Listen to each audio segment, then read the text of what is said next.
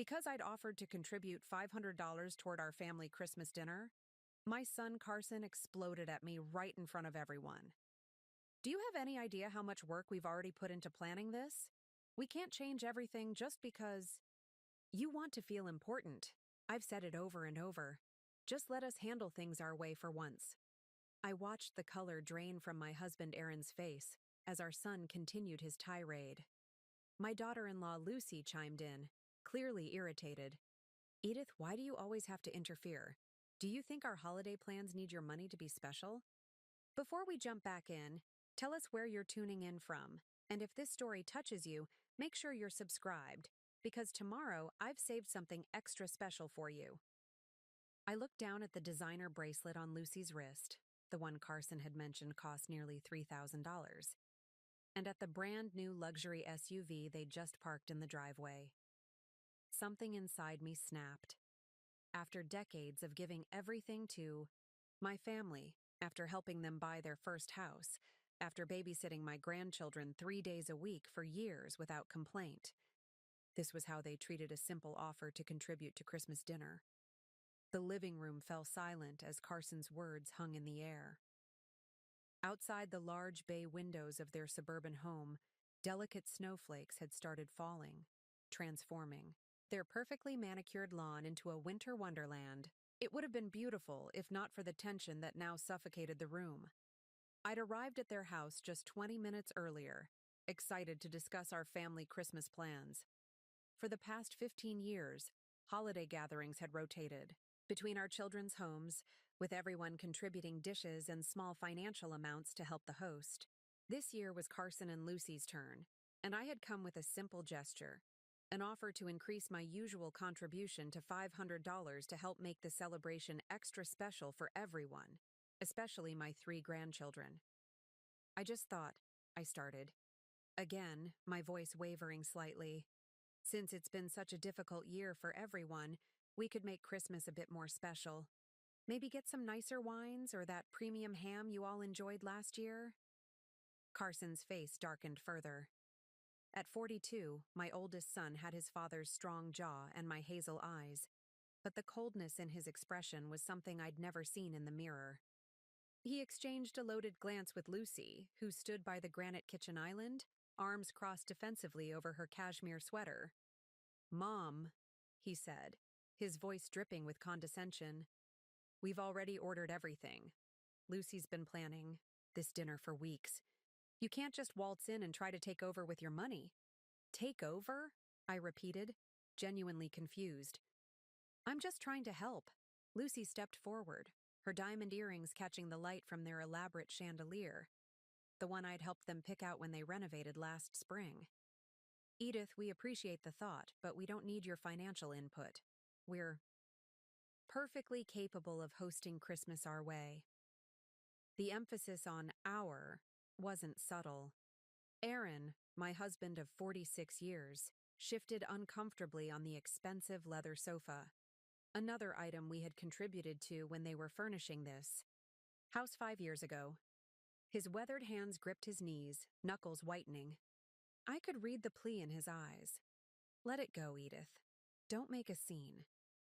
But something about this moment felt different from all the others I had quietly endured. Perhaps it was the holiday season making me sentimental. Or perhaps it was the realization that I was turning 70 next month and had spent too many years walking on eggshells around my own children. "I'm not trying to take over anything," I said carefully. "I just want to contribute, like we always have." Carson let out an exaggerated sigh. "The thing is, Mom, we're doing things differently this year. We're having a smaller gathering, more intimate." A cold feeling settled in my stomach. "What do you mean, smaller?" Lucy jumped in, her voice artificially bright. "We thought it would be nice to have a more relaxed holiday this year. Just us, the kids, and Lucy's parents. They're flying in from Colorado on the 23rd. The room seemed to tilt sideways. "You're not including us in Christmas? Your own parents?" Carson at least had the decency to look slightly uncomfortable. "It's not that we don't want you there, Mom. It's just that with Marie Belle's recital on Christmas Eve, and the kids' new presents, and Lucy's parents staying in the guest room, we thought, Lucy continued smoothly, that you and Aaron might prefer a quiet Christmas at home this year. No fuss, no rushing around.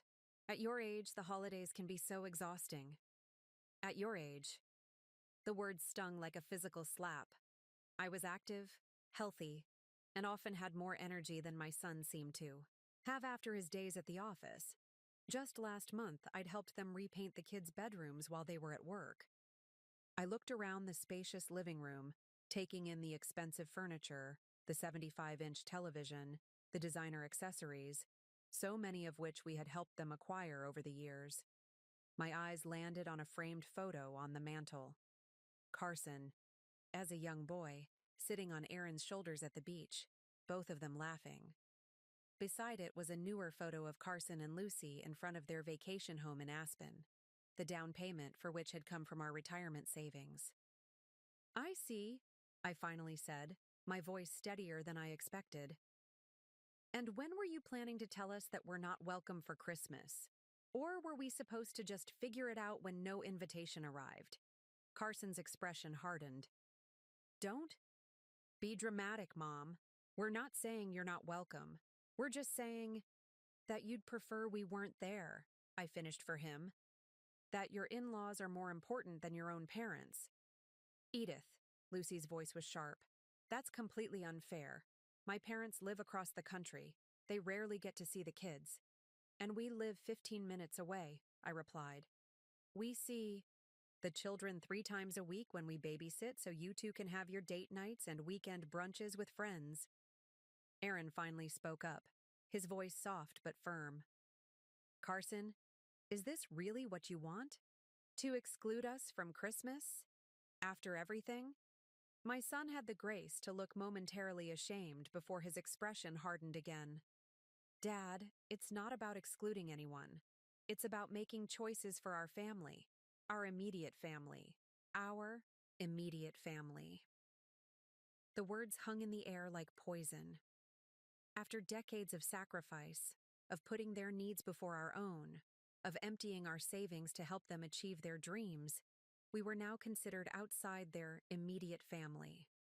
I stood up slowly, gathering my purse and the small gift bag I'd brought containing homemade cookies for the grandchildren. Well, I said, surprised by the calm in my voice, I think we've taken up enough of your valuable planning time. Let's go, Aaron. As we headed toward the door, I heard small footsteps racing down the stairs. My youngest grandchild, 5-year-old, Milo, burst into the room. Grandma! Grandpa! He shouted, running toward us with arms outstretched. Are you staying for dinner? I want to show you my new robot. I bent down to hug him, breathing in the sweet scent of his hair. Not today, sweetheart. Grandma and Grandpa have to go home now. But you just got here, he protested, his bottom lip quivering. Carson quickly moved to usher his son back toward the stairs. Milo, go back upstairs. Grandma and Grandpa are busy today. As we stepped out into the gently falling snow, I heard Milo's confused voice. But Dad, you said Grandma and Grandpa weren't coming for Christmas because they're too old for fun now. The door closed behind us before I could hear Carson's response. Aaron and I walked to our car in silence, the snow crunching beneath our feet. It wasn't until we were both inside with the engine running that I allowed the first tear to fall. Aaron reached over and squeezed my hand. Edith, he said softly, maybe they're right. Maybe we should have a quiet Christmas this year, just the two of us. I wiped my eyes and looked at my husband of nearly half a century. No, I said, a new resolve hardening within me. I don't think that's what we should do at all. The drive home passed in a blur of white landscapes and holiday decorations that now seemed to mock us with their cheerful messages of family togetherness. Aaron drove carefully through the snowfall, one hand still resting on mine, his thumb gently stroking my palm, a habit from decades of marriage, his silent way of saying, preparing and narrating this story took us a lot of time, So if you are enjoying it, subscribe to our channel. It means a lot to us. Now back to the story. I'm here, we're together, it will be all right, but would it? As our modest two-story home came into view, I was struck by how different it looked from Carson and Lucy's sprawling residence. Our home was well-maintained but simple, with practical furniture that had seen years of use, family gatherings, and grandchildren's visits. We'd never felt the need for status symbols or luxury upgrades, not when those funds could help our children get ahead in life. Aaron pulled into the garage and cut the engine. Neither of us moved to get out. "Did you know?" I asked quietly. "About Christmas?" He sighed, his breath fogging the cooling car. I had a feeling something was different. Carson's been dodging my calls about holiday plans for weeks. "And you didn't say anything to me?" "I didn't want to upset you without being sure." He turned to face me, his eyes tired behind his glasses. "Edith, maybe this is for the best. Lucy's parents rarely see the children, and we see them all the time. Is that really what you believe?" I searched his face. "Or are you just trying to make excuses for them again?" Aaron had always been the peacemaker, the one who smoothed things over when Carson or our daughter Brittany behaved poorly. It was a role he'd perfected over the years, often at the expense of his own feelings. "I'm just trying to see it from their perspective," he said quietly. I got out of the car, suddenly needing air that wasn't filled with resigned acceptance. Inside the house, I went through the motions of hanging up my coat and scarf, my mind replaying not just today's conversation, but dozens of others over the past few years. How had I not seen the pattern forming? The way Carson and Lucy would accept our help with childcare, with home renovations, with financial support, while simultaneously making us feel as though our presence was barely tolerated. The subtle comments about things being outdated or old-fashioned whenever we offered opinions, the way Lucy would rearrange the dishes I brought to family dinners, placing them in less prominent positions on the table. In the kitchen, I filled the kettle for tea, my movements automatic. Through the window above the sink, I could see the garden Aaron had meticulously maintained, now dormant under its first winter blanket. Last spring, Carson had asked Aaron to help landscape their new backyard, promising it would be a father-son project. In reality, Aaron had done most of the work while Carson spent the time on his phone, occasionally directing changes when Aaron's designs didn't match the aesthetic he and Lucy wanted. Aaron came up behind me, wrapping his arms around my waist. "What are you thinking about?" "Everything," I admitted. "The vacation home we helped them buy, the private schools we contribute to for the grandchildren, the 3 days a week we babysit so they can maintain their social life." The kettle whistled, and I poured the steaming water over tea bags. "Last month," I continued, carrying our mugs to the kitchen table, "Lucy asked me to help repaint the children's rooms while they were at that spa weekend. Do you remember?" Aaron nodded, settling into his chair. "You were exhausted afterward. Your back was hurting for days." When they got home, the first thing Lucy said wasn't, "Thank you." It was that the shade of blue I used was a bit dated, and she might have it redone. Aaron stirred honey into his tea. "She's particular about her home. You know that." "Yes, but Aaron—" I set my mug down harder than intended, tea sloshing over the rim. "Don't you see? It's not just about being particular.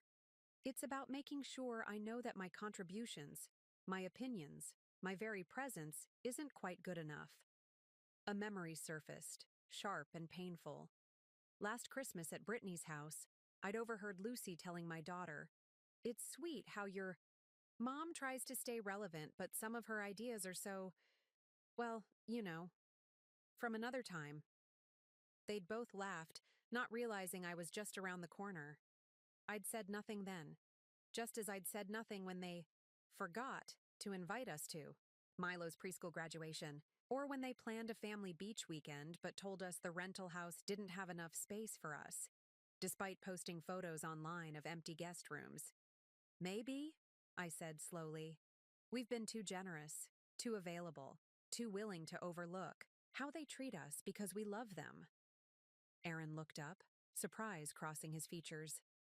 In our 46 years of marriage, I had always been the one to smooth things over, to make excuses for our children's behavior, to insist that family comes. First, no matter what. What are you saying, Edith? I traced the wood grain of our kitchen table, the same table where we'd helped Carson with his homework, where we'd celebrated birthdays and anniversaries, where we'd made decisions that shaped our lives together. I'm saying that I'm tired, I admitted, the truth of it settling heavily in my chest. Tired of feeling like we're good enough to provide money and childcare, but not good enough to be included in Christmas. Tired of pretending it doesn't hurt when they dismiss us as old and irrelevant. Aaron reached across the table and took my hand. I know. Do you remember when we were younger? I continued. How we always talked about what we'd do when we retired. The places we'd see, the experiences we'd have. He nodded, a wistful smile crossing his face. You wanted to see Hawaii, the black sand beaches. And you wanted to try snorkeling in clear blue water, I added. We never did any of it, Aaron said quietly. We put everything into helping the kids get established. And now they're established enough to exclude us from Christmas. We sat in silence for a long moment, the reality of our situation settling around us like the snow outside. Quiet, cold, and impossible to ignore. Edith, Aaron said finally, what would you like to do about Christmas? I took a deep breath, feeling something shift inside me. A realignment of priorities, a reclamation of worth. I don't want to sit here alone, pretending it doesn't matter that our son doesn't want us in his home for the holidays, I said firmly. I don't want to accept scraps of their attention while they make us feel like burdens. What do you want? Then? I met his gaze, seeing not just my husband of nearly 5 decades, but the young man who had once promised me adventure, partnership, and respect. I want to go to Hawaii, I said, surprising myself with the conviction in my voice. I want to spend Christmas on those black sand beaches we always talked about. I want to use our money, the money we've worked hard for all our lives, on ourselves for once. Aaron's eyes widened, but I saw something else there too, a spark of excitement, of possibility. Hawaii, he repeated, testing the word. For Christmas. Yes, I said, growing more certain with each passing second. Let's give ourselves the gift they won't give us. Respect for our worth, our choices, our lives. A slow smile spread across Aaron's face. The first real smile I'd seen since we'd arrived at Carson and Lucy's that afternoon. Well, he said, reaching for his laptop on the counter. I suppose we should look at flights. I woke the next morning, with a lightness I hadn't felt in years. Aaron and I had stayed up late, researching flights and accommodations in Hawaii. We'd found a beautiful oceanfront condo on the Big Island with views of both the ocean and Mauna Kea. The black sand beaches I had dreamed of for decades were just a short drive away. The property had a pool, hot tub, and was within walking distance to restaurants and shops. It was perfect and available for the holidays. We'd booked it immediately, along with first-class flights leaving in 2 weeks, just 3 days before Christmas. After 46 years of putting everyone else first, we were finally doing something, just for us. I hummed as I prepared breakfast, the scent of coffee and pancakes filling our cozy kitchen. Aaron came downstairs, his hair still damp from the shower, and wrapped his arms around me from behind. Still set on Hawaii? He asked, his voice warm against my ear. More than ever, I replied, turning to kiss him. Are you? Absolutely. I'm looking forward to seeing you in a swimsuit on those black sand beaches. I laughed, swatting him playfully with the spatula. Careful, Mr. Reynolds. I might have to buy something scandalous just to shock you. The phone rang, interrupting our moment. Aaron checked the caller ID, and his smile faded. It's Brittany. I took a deep breath. We hadn't told either of our children about our Christmas plans yet. Put it on speaker. Aaron pressed the button and set the phone on the counter between us. Good morning, sweetheart. Dad. Mom. I just got off the phone with Carson. Brittany's voice was sharp with accusation. What happened yesterday? He said you stormed out when they tried to explain their Christmas plans. I flipped a pancake, keeping my voice steady. That's not exactly how it happened, Brittany. Well, Lucy is really upset.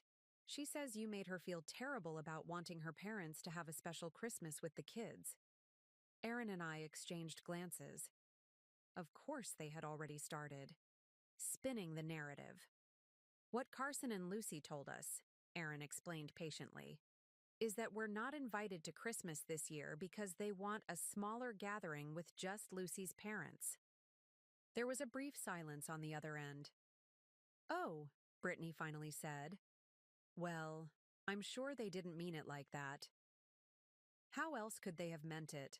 I asked, sliding pancakes onto plates.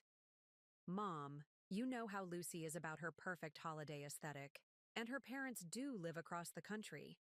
You and Dad see the kids all the time. I set the spatula down harder than necessary. So that justifies excluding us from Christmas? After everything we've done for them? Don't be dramatic, Brittany replied, echoing her brother's words from yesterday. It's just one holiday. Besides, you could always come to my house. The kids would love to see you. Aaron raised an eyebrow at me. This was the first we'd heard of an invitation to Brittany's. That's very kind of you to offer now, I said carefully. But we've made other plans. What plans? Brittany's surprise was evident. You always spend Christmas with family. Yes, we do, Aaron agreed, when we're invited. Dad, seriously, you're both overreacting. What plans could you possibly have made overnight? I took a sip of coffee, steeling myself. We're going to Hawaii for Christmas? The silence that followed was so complete I could hear the clock ticking in the living room. Hawaii? Brittany finally sputtered. You can't be serious. We are entirely serious, I replied. We've booked our flights and accommodations. We leave on the 22nd and we'll be back after New Year's. But what about the family? What about the grandchildren? You can't just abandon everyone for Christmas. Aaron leaned closer to the phone. Brittany, we've spent every Christmas for the past 40 years putting everyone else's needs first. This year, we're putting ourselves first. This is ridiculous. Brittany's voice had risen to a near shout. You're being selfish. The kids will be devastated. The same kids whose parents told them we're too old for fun? I asked quietly. Another silence. Carson shouldn't have said that, Brittany finally admitted. But you know he didn't mean it. And the kids adore you both. We adore them too, I said. But we've made our decision. We're going to Hawaii. Wait, how are you even affording this? Aren't you always telling us you need to be careful with your retirement savings? The question hit a nerve. For years, we'd been frugal with our own needs and wants, always setting aside money to help our children, with house down payments, private school tuition, expensive summer camps, even Carson's luxury SUV. All while telling ourselves we couldn't afford the trips and experiences we'd dreamed of. We can afford it just fine, Aaron said, an edge to his voice. We're using the money we've set aside for ourselves. But, Brittany paused, and I could almost hear the calculations happening in her head. But what about the kids' summer camp? Deposits? You said you'd help with those again this year. And there it was. Not concern for our happiness, not understanding of our perspective. Just worry about the financial impact on her. I think, I said slowly, that it's time for both. You and Carson to start planning your financial futures without automatically assuming our savings are at your disposal. I can't believe this. Brittany's voice had gone cold. One little misunderstanding with Carson and you're punishing all of us, cutting us off, running away to Hawaii instead of acting like responsible grandparents. We've been responsible grandparents and parents for decades, Erin replied. We've given you both everything we could, often at the expense of our own dreams. This isn't punishment, Brittany. This is us finally living our own lives. Well, I hope you're happy with yourselves, she snapped.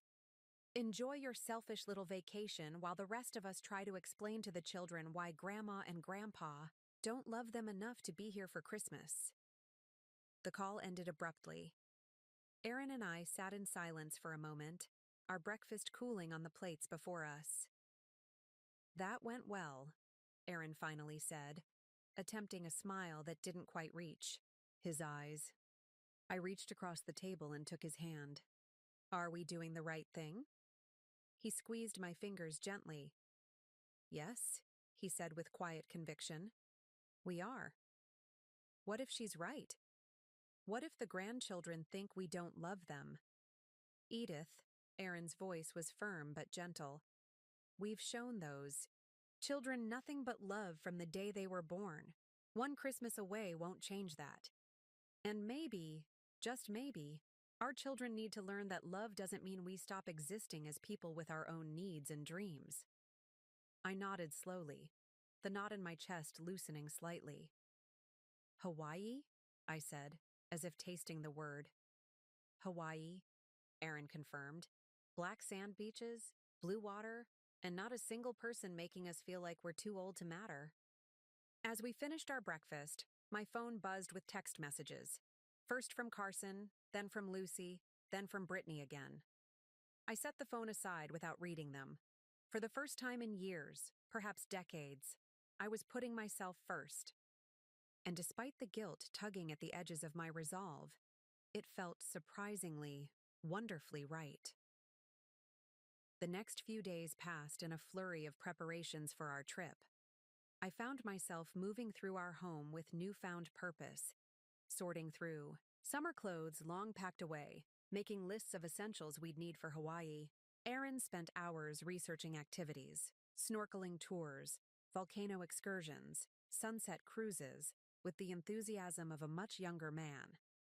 Meanwhile, our phones continued to buzz with messages and calls from Carson and Brittany. After that first morning, we'd agreed to let most of them go to voicemail. The few we did answer followed a predictable pattern.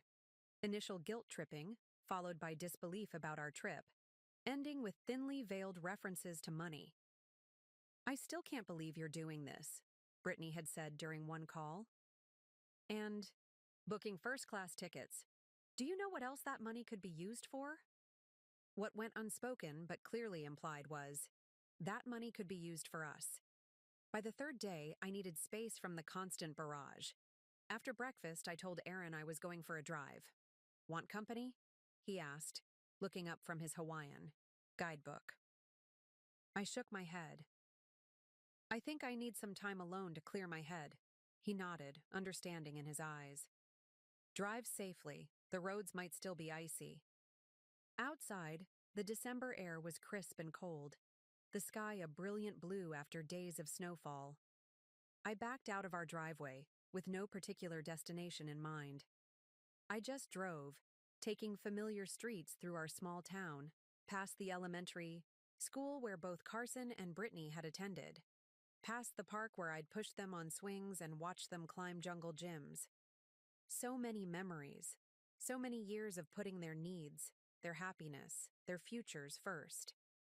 Eventually, I found myself pulling into the parking lot of Lakeside Gardens, a small botanical garden and tea room at the edge of town. Erin and I had our first date here, 48 years ago. He'd been so nervous he'd spilled tea on his new shirt. I'd found it endearing. The gardens were mostly dormant now, winter having stripped the trees and shrubs of their glory, but the tea room was open year-round. I went inside, grateful for the warmth and the scent of spiced tea and freshly baked scones. Just one today? Asked the hostess, a woman perhaps 10 years younger than myself. Yes, just me.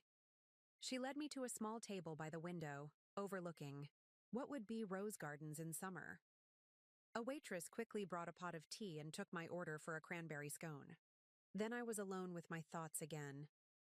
I pulled out my phone, scrolling through the unread messages. More of the same from Carson and Brittany, but there was also one from Marie Bell, my 14-year-old granddaughter. Grandma, Dad says you're going to Hawaii instead of coming for Christmas. Is that true? Don't you want to see us? My heart clenched. Marie Bell had always been sensitive, thoughtful. Unlike her parents, her questions seemed genuinely confused rather than accusatory. I typed a response. Yes, sweetheart. Grandpa and I are going to Hawaii. We've always wanted to see it. But it's not because we don't want to see you, your dad. And Mom decided to have a smaller Christmas this year with just you kids and your other grandparents. We love you very much and will bring you something special from Hawaii. I pressed send, then set the phone down as the waitress brought my scone. The first bite was buttery and sweet, the cranberries adding a tart contrast. I savored it slowly, watching an elderly couple enter the tea room arm in arm. They were both bundled in winter coats, their white hair visible beneath knitted caps. The man held the door for his wife, his hand resting gently at the small of her back as she passed through. There was something in that simple gesture, care, respect, partnership, that brought unexpected tears to my eyes. Aaron still touched me that way, still looked at me with the same tenderness after nearly half a century together. Yet somewhere along the way, we'd allowed our children to make us feel as though our lives, our relationship, our dreams were secondary to theirs. My phone buzzed with Marie Bell's reply. But Grandma, we always have Christmas together. Dad says you're being selfish. Selfish. There was that word again, wielded like a weapon to keep us in line. I thought carefully before responding. Honey, Grandpa and I have spent 40+ years putting family first. We've never taken a trip like this because we were always focused on you all. This year we're doing something for ourselves. That's not selfish, it's self-care. Someday you'll understand the difference. I set the phone down again, but it immediately buzzed with another message. This one was from Carson, not Marie Bell. Mom, why are you dragging Marie Bell into this? She's upset now. This is exactly the kind of manipulation we don't need right now. If you and Dad want to waste your savings on a luxury vacation instead of thinking about the family's future, that's your choice. But don't try to turn the kids against us. I stared at the message, dumbfounded. I hadn't initiated contact with Marie Bell. She had texted me first. And nothing in my responses had been manipulative or aimed at turning her against her parents. I had simply told her the truth, in the gentlest way possible.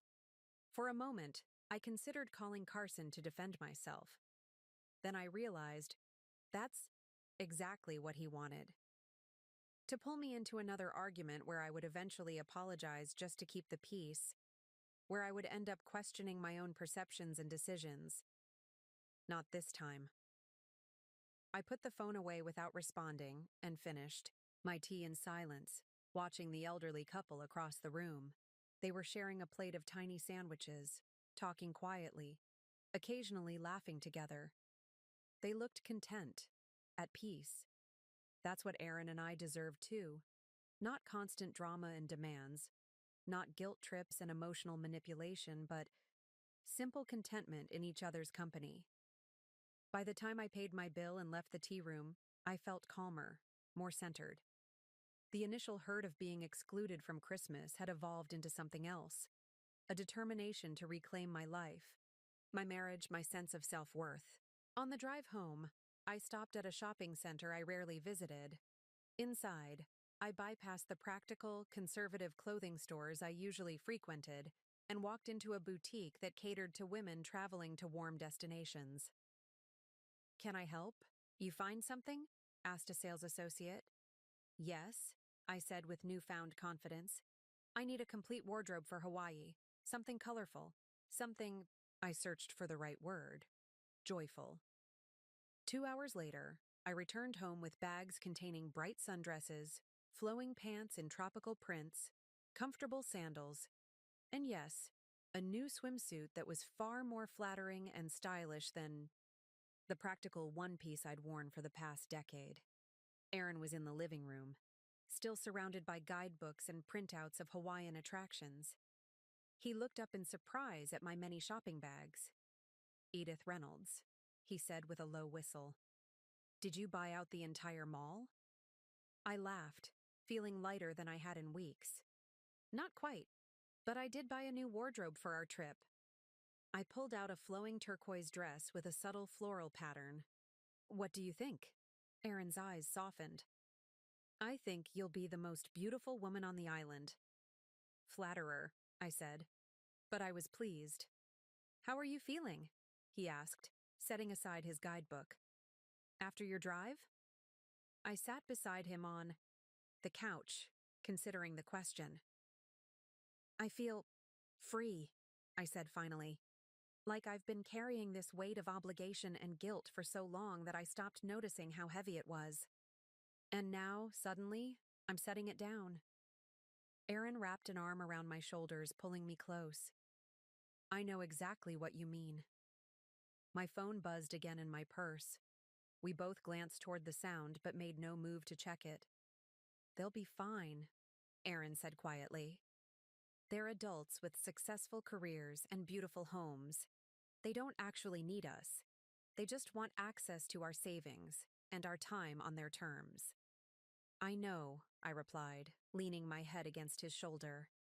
"And maybe, by the time we get back from Hawaii, they'll have figured that out too." 1 week before our departure to Hawaii, Aaron and I were enjoying a quiet breakfast when the doorbell rang.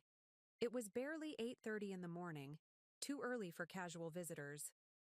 "I'll get it," Aaron said, setting down his coffee cup.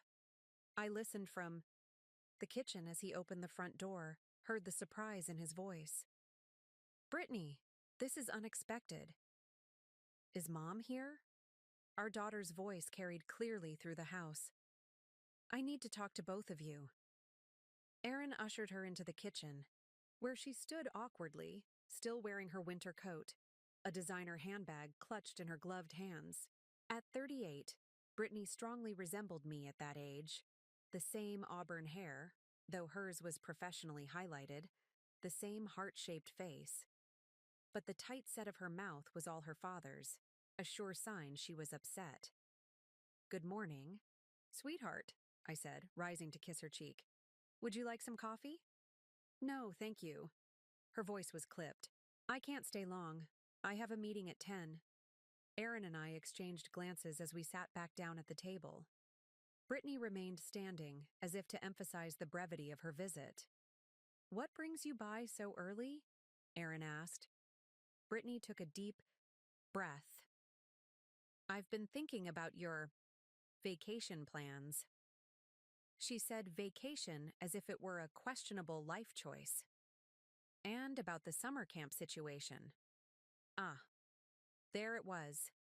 Not concern for our feelings about being excluded from Christmas, but concern about the money we typically provided. "What about it?" I kept my voice neutral. "Well," Brittany began, setting her expensive bag on the counter. "Anna Lou and Samson have been going to Camp Pinewood for 3 summers now. They're counting on returning this year. They've already told all their friends they'll be there." I nodded. Camp Pinewood was an exclusive 8-week summer program that cost nearly $8,000 per child. For the past 3 years, we had covered half the cost for each grandchild. "I've already submitted their applications," Brittany continued, "with the understanding that you'd be contributing as usual. The deposits are due next week." "I see," I said carefully. "And what does this have to do with our trip to Hawaii?" Brittany's expression tightened further. "Mom, be reasonable. You know how much you're spending on this impulsive vacation.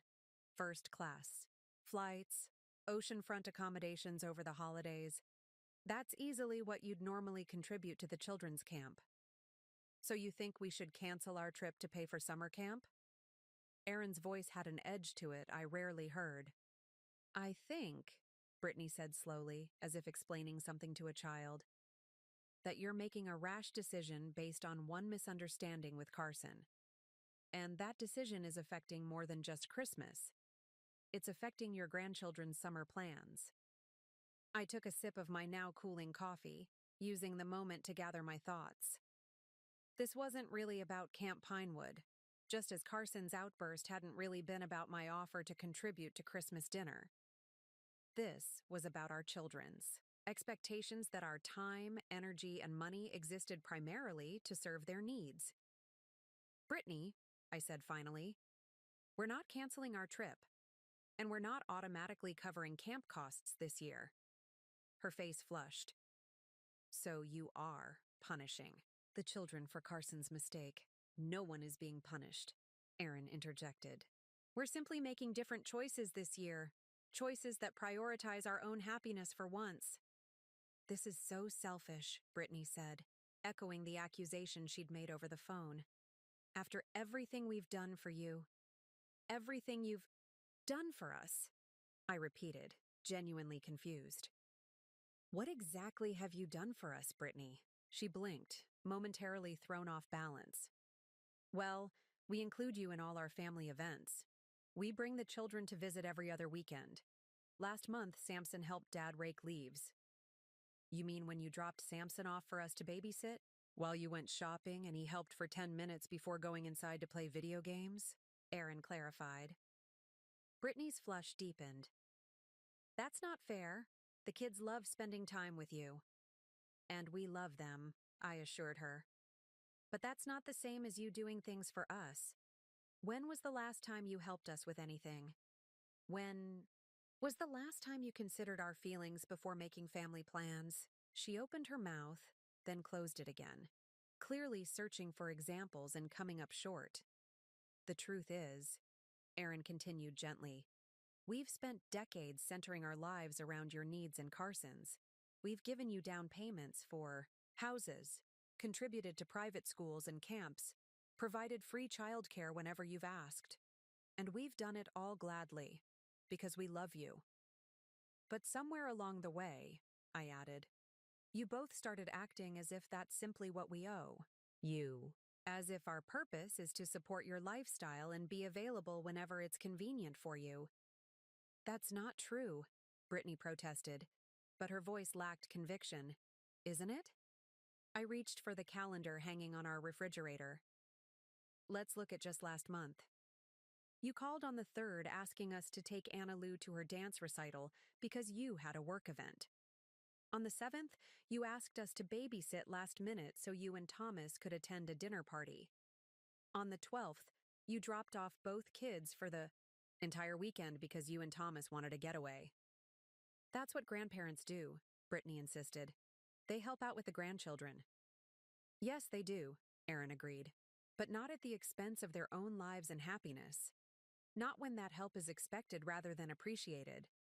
Brittany's expression hardened. So, this is it? You're just checking out? Abandoning your responsibilities to fly off to Hawaii?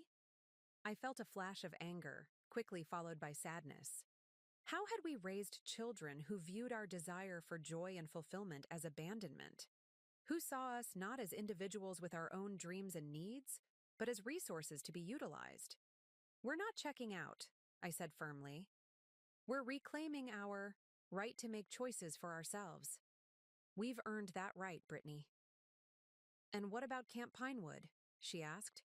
What am I supposed to tell the kids? You could tell them the truth, Erin suggested. That Grandma and Grandpa have decided to take a special trip this year, and that means the family budget needs adjusting. Or, I added, you could simply pay the full amount yourselves. You and Thomas both have successful careers. The money? Carson's new house renovation? The kitchen alone cost more than our entire Hawaii trip. Brittany's jaw tightened. That's different. Their house is an investment. And our trip is an investment too, I replied. In our marriage, in our happiness, in our life together. She shook her head, clearly unconvinced. I need to go. I'll be late for my meeting. She grabbed her handbag from the counter and moved toward the door, then turned back. I hope you realize what you're throwing away. All those years of family, tradition, the children's respect.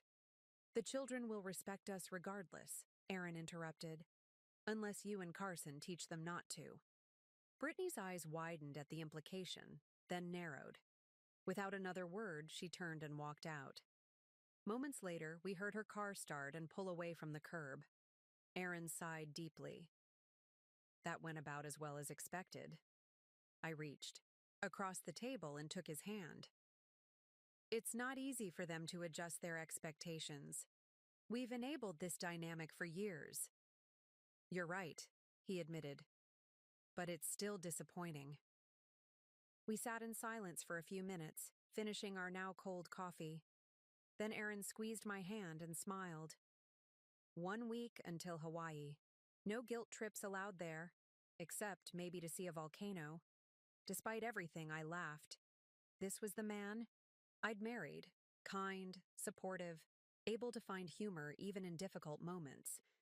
And for the first time in too long, we were putting our relationship first. No guilt trips, I agreed. Just black sand beaches and blue water.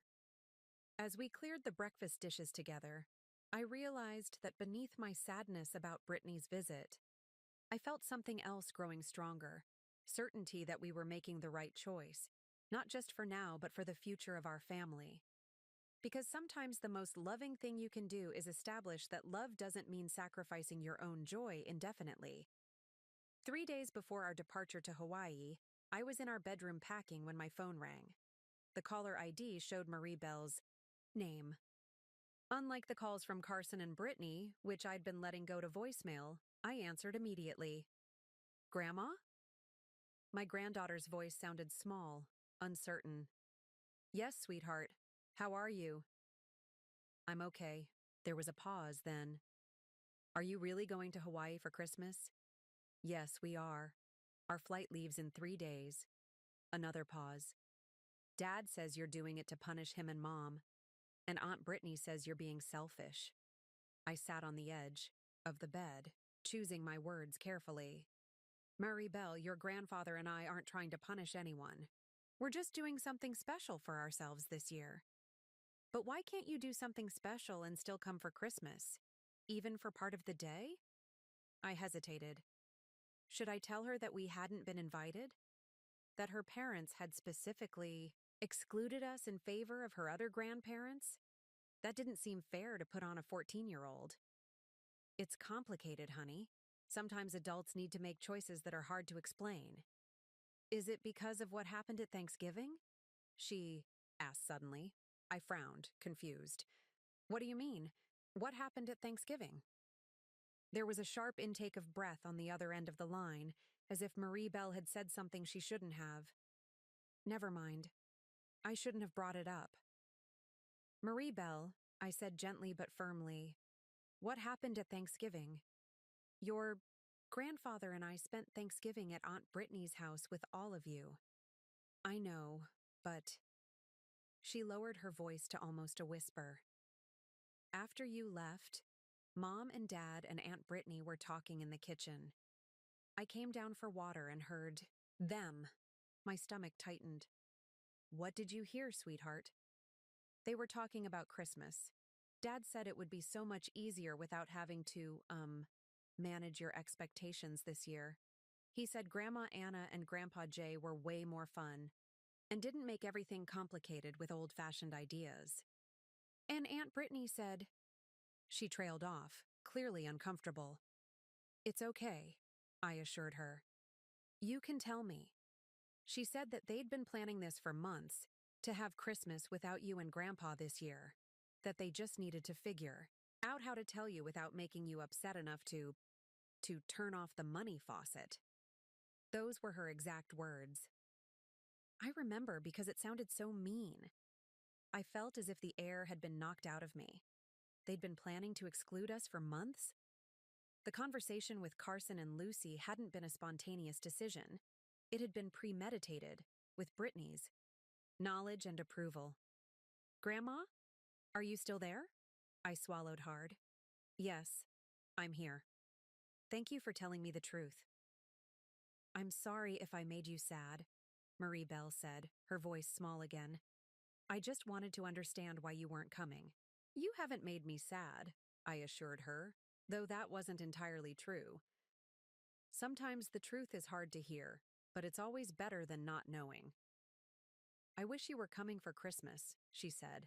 Milo keeps asking if you'll be there to make your special cinnamon rolls. My heart clenched at the mention of my youngest grandchild. Maybe we can make them together after the holidays. Would you like that? Yes. Her voice brightened momentarily, then dimmed again. But Dad says you and Grandpa might not have money for extra things anymore after your trip. I closed my eyes, digesting this new manipulation. So Carson was already setting up a narrative where our Hawaii trip had somehow financially ruined us. That's not true, Marie Belle. Our trip isn't affecting our financial situation at all. Your dad is— I paused, not wanting to speak badly of Carson to his daughter, but unwilling to let the lie stand. Your dad is mistaken about that. Oh. She sounded relieved. That's good. I was worried. There was a commotion in the background. Then Marie Belle's voice became rushed. I have to go. Mom's calling me for dinner. I love you, Grandma. I love you too, sweetheart. Very much. After we hung up, I sat motionless on the bed, surrounded by half-packed suitcases. The revelation of what had been said after Thanksgiving hit me like a physical blow.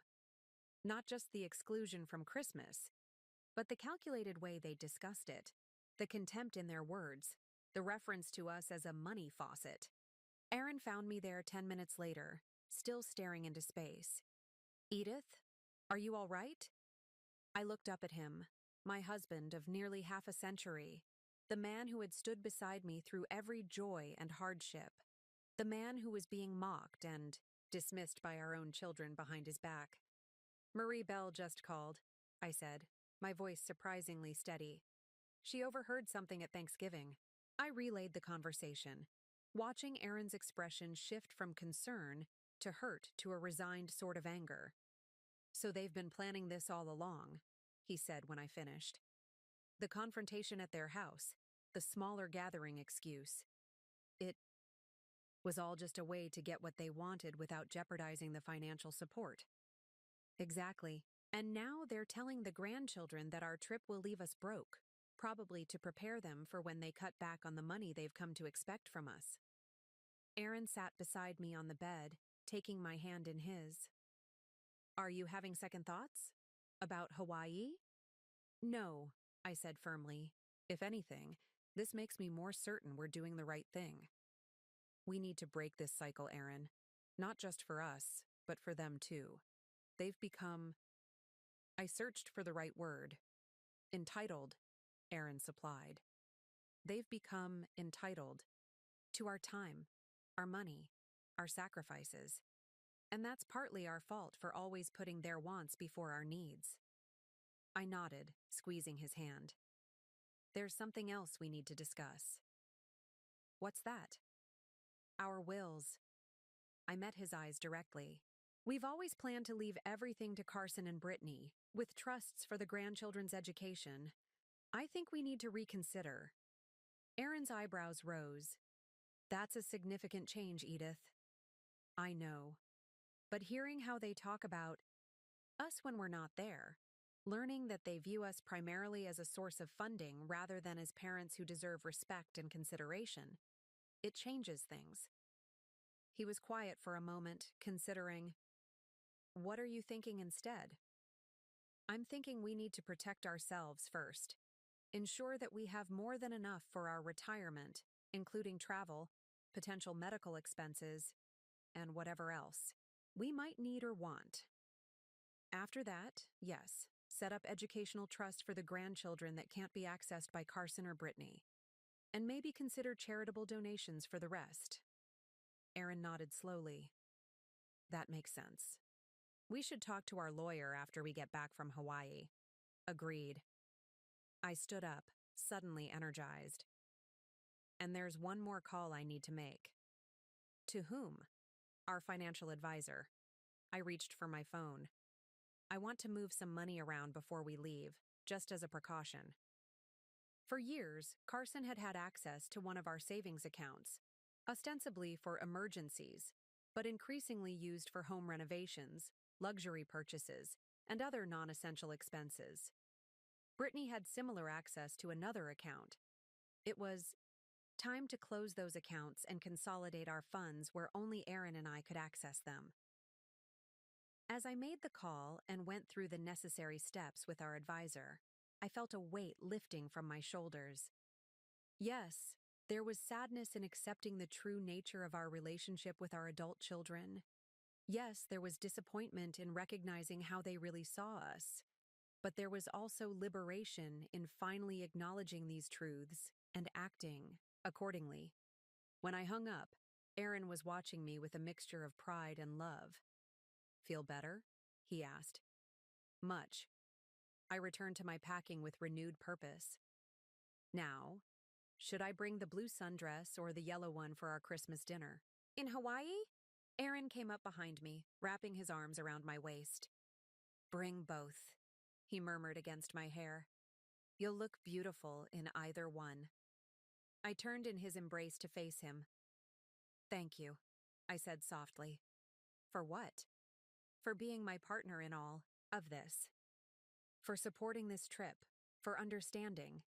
He smiled, that same warm smile that had first captured my heart decades ago. "Always, Edith. Always."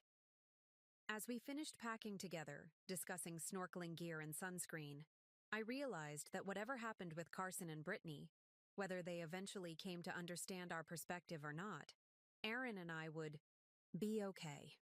More than okay. We would be living authentically, prioritizing our relationship, and finally enjoying the fruits of our lifetime of hard work.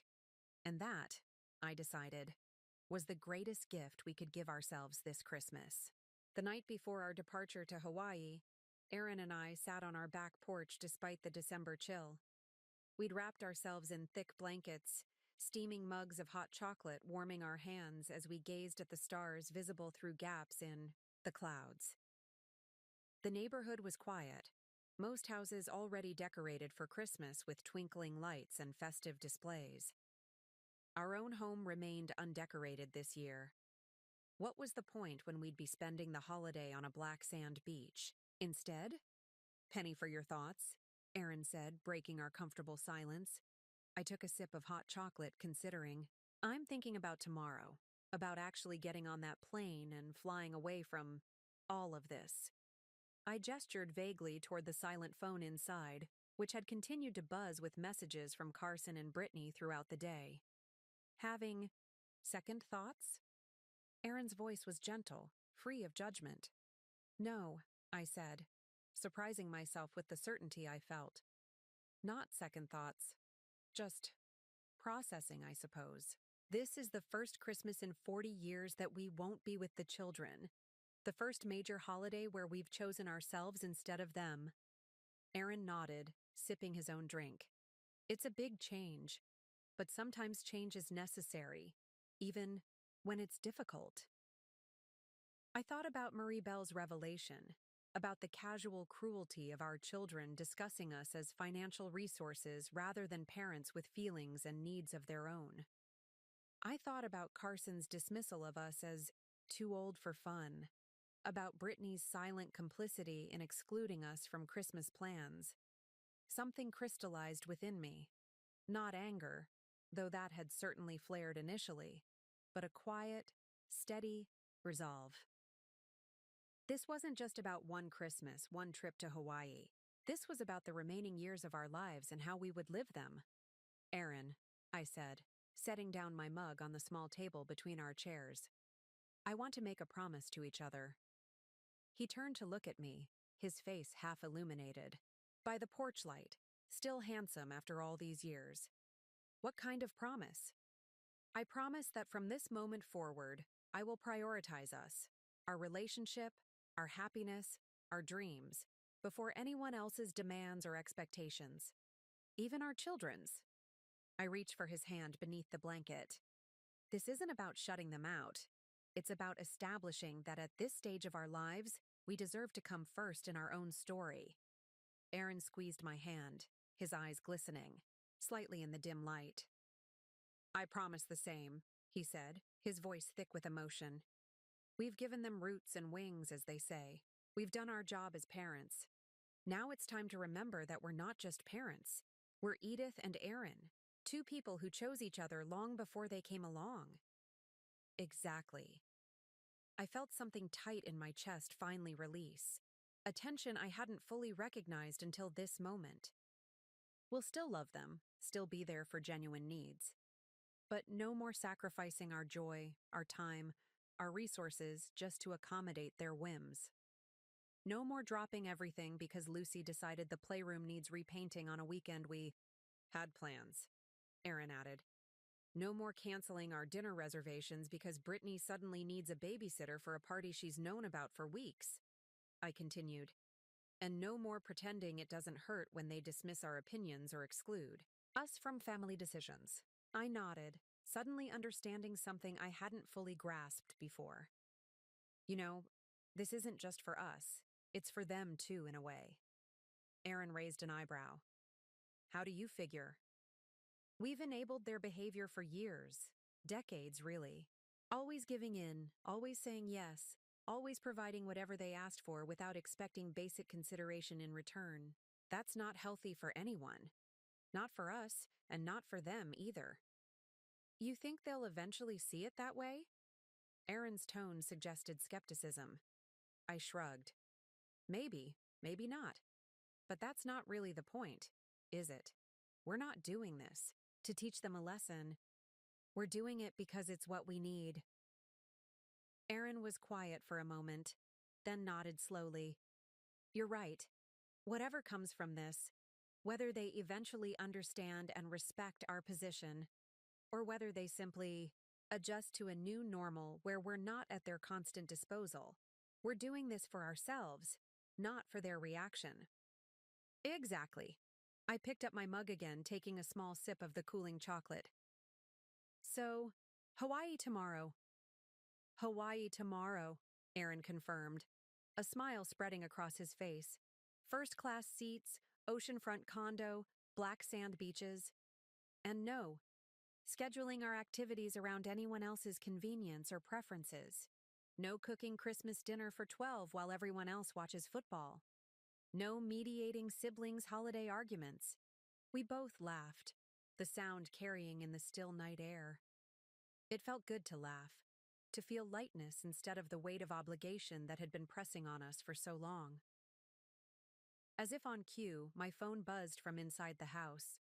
Another message, another demand, another attempt to pull us back into the old patterns.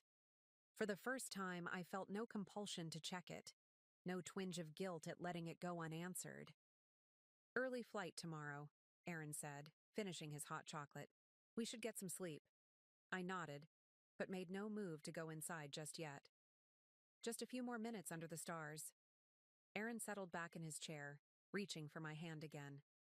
We sat in comfortable silence, two people who had weathered decades together, now embarking on a new chapter neither of us had anticipated, but both of us embraced. In that quiet moment on our back porch, something fundamental shifted. I wasn't just going to Hawaii for Christmas. I was reclaiming my right to joy, to autonomy, to a life centered around my own choices rather than others' expectations. It wasn't just a vacation. It was a declaration of independence. When we finally went inside, I left my phone on the kitchen counter without checking the messages. Whatever Carson or Brittany wanted could wait until we returned. Or perhaps, if we were lucky, they would figure out how to solve their own problems without our intervention. Upstairs, I paused in front of the mirror as I prepared for bed. The woman looking back at me seemed different somehow. Her eyes clearer, her posture straighter, a subtle confidence in the set of her shoulders that hadn't been there before. You know what? I said to Aaron as we settled into bed. I'm not just looking forward to Hawaii. I'm looking forward to the rest of our lives together. He pulled me close, pressing a kiss to my forehead. Me too, Edith. Me too. As I drifted toward sleep, I felt more at peace than I had in years. Tomorrow would bring new adventures, new horizons, literal and metaphorical. But more importantly, it would bring the first day of a life where Aaron and I finally, unapologetically, put ourselves first. It had taken us 7 decades to get here, but better late than never. Our departure day arrived with a brilliant winter sunrise, painting the snow-covered landscape in hues of pink and gold. I woke before the alarm, excitement humming through me like an electrical current. Beside me, Aaron still slept peacefully, one arm flung above his head in the way that had been familiar to me for decades. I slipped quietly out of bed, wanting a few moments to myself before the rush of final preparations. In the kitchen, I started the coffee maker and glanced at my phone, which I'd left on the counter overnight.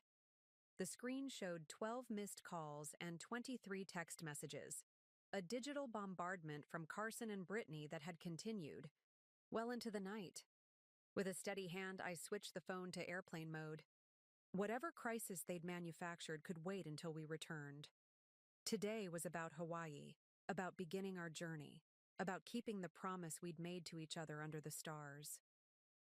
The coffee maker gurgled its completion just as Aaron appeared in the doorway, his silver hair tousled from sleep, but his eyes bright with anticipation. "Good morning, Mrs. Reynolds," he said, coming to kiss my cheek. "Ready for our adventure?" I handed him a steaming mug. More than ready.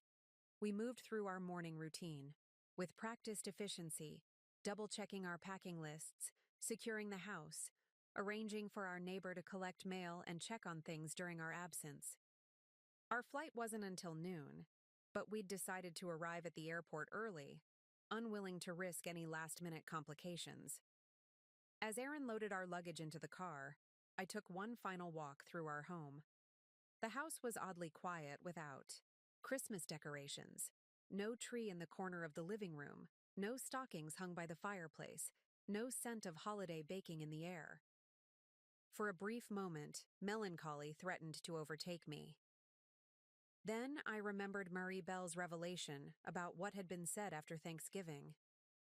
I remembered the calculating way our children had discussed excluding us, as if we were expenses to be managed rather than people to be cherished. The melancholy dissipated, replaced by that same quiet resolve I'd felt on the porch. "Edith?" Aaron called from the front door. "Everything okay?" I nodded, joining him at the entrance. "Everything's perfect." As we backed out of the driveway, I noticed movement at our neighbor's window, Mrs. Wilson watching our departure with undisguised curiosity. Word of our holiday plans had spread through the neighborhood, no doubt fueled by Carson and Brittany's complaints. I lifted my hand in a cheerful wave, refusing to show any sign of the guilt our children had tried so hard to instill. The drive to the airport was peaceful, Christmas music playing softly on the radio as Aaron navigated the light morning traffic. We discussed our itinerary for the first few days in Hawaii, a sunset dinner cruise on Christmas Eve, a morning at the Black Sand Beach on Christmas Day, perhaps a helicopter tour of the volcanic landscapes later in the week. "I've been thinking," Aaron said as we approached the airport exit. "When we get back, we should look into one of those river cruises in Europe, the ones that go through all those small towns along the Rhine." I glanced at him in surprise. "You hate boats. You've always said you'd get seasick." He chuckled. "Large ocean vessels, yes, but these are small river boats on calm water. And besides," he reached over to squeeze my hand, "if I get a little queasy, it's a small price to pay for seeing your face when you finally get to visit all those European villages you've talked about since we were young." My heart swelled. This was the man I'd married. Thoughtful, generous, putting my happiness alongside his own. How had I allowed our children to make me forget, even briefly, what a gift that was? "I'd love that," I said simply. The airport was busy with holiday travelers, but our first-class tickets granted us access to a separate check-in counter with no line. The attendant who processed our boarding passes was cheerful and efficient. "Hawaii. For Christmas," she commented, scanning our documentation. "What a wonderful idea! I've always wanted to do that." "It's our first time," Aaron told her. "We've been waiting nearly 50 years for this trip." She looked up in surprise. "50 years? That's quite a wait." "Life gets busy," I said with a small smile. "Children, careers, responsibilities. but we're finally doing it. Well, I hope it's everything you've dreamed of, she replied, handing back our boarding passes. You two are an inspiration. An inspiration. The word followed me as we made our way through security and toward our gate. Was that what we were now? Not just grandparents dutifully filling our prescribed roles, but two people charting our own course despite expectations to the contrary. I rather liked the thought. At the gate, we settled into comfortable seats in the first-class lounge. Aaron went to get us coffee while I arranged our carry-on items. When he returned, he had a small gift bag alongside the coffee cups. "What's this?" I asked as he handed it to me. "Just a little something for the journey," he said, his eyes twinkling. Inside the bag was a leather-bound journal with my name embossed in gold on the cover. The first page had been inscribed in Aaron's neat handwriting. For Edith, my partner in all things. May this journal capture the adventures we should have taken years ago, and the ones we're finally brave enough to begin. With all my love, Aaron. "Oh, Aaron," I whispered, unexpected tears pricking at my eyes. "I thought you might want to document this trip," he said. "Maybe even turn it into something more. A blog or one of those travel journals you've always admired." Once again, I was struck by how well he knew me, how he remembered dreams I'd mentioned in passing years ago. How different from our children, who barely seemed to see us as people separate from our usefulness to them. "It's perfect," I said, leaning over to kiss him softly. "Thank you." As our boarding time approached, I felt my phone vibrate in my purse. I'd forgotten to turn it completely off after switching to airplane mode earlier. Pulling it out, I saw Brittany's name on the screen. For a brief moment, my finger hovered over the answer button. Old habits die hard. Then I remembered our promise to each other, our commitment to this new chapter.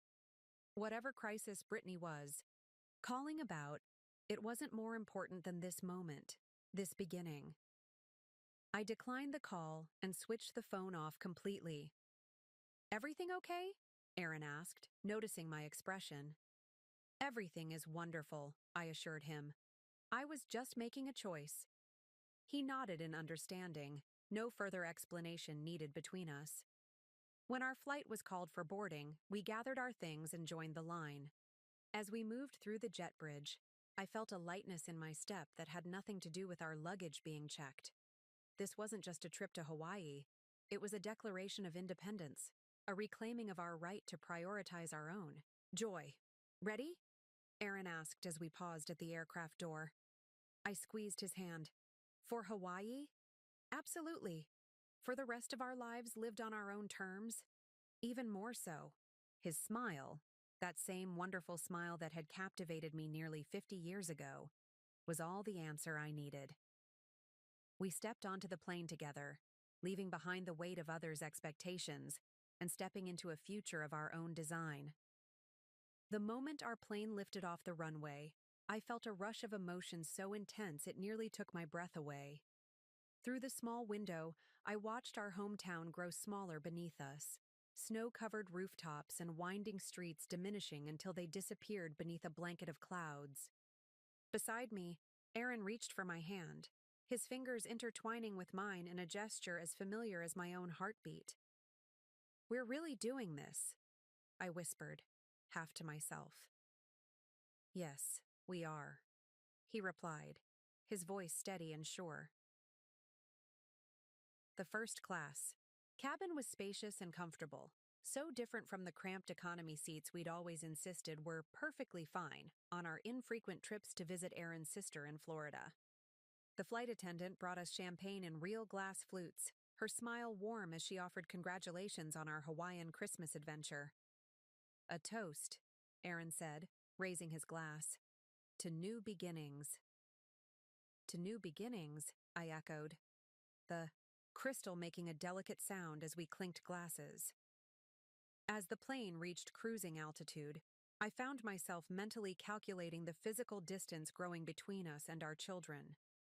Every mile felt like both a separation and a liberation. I thought about the Christmas morning that would unfold without us. Carson and Lucy's perfectly orchestrated holiday with her parents. Brittany's family gathered around their designer tree. Would they miss us?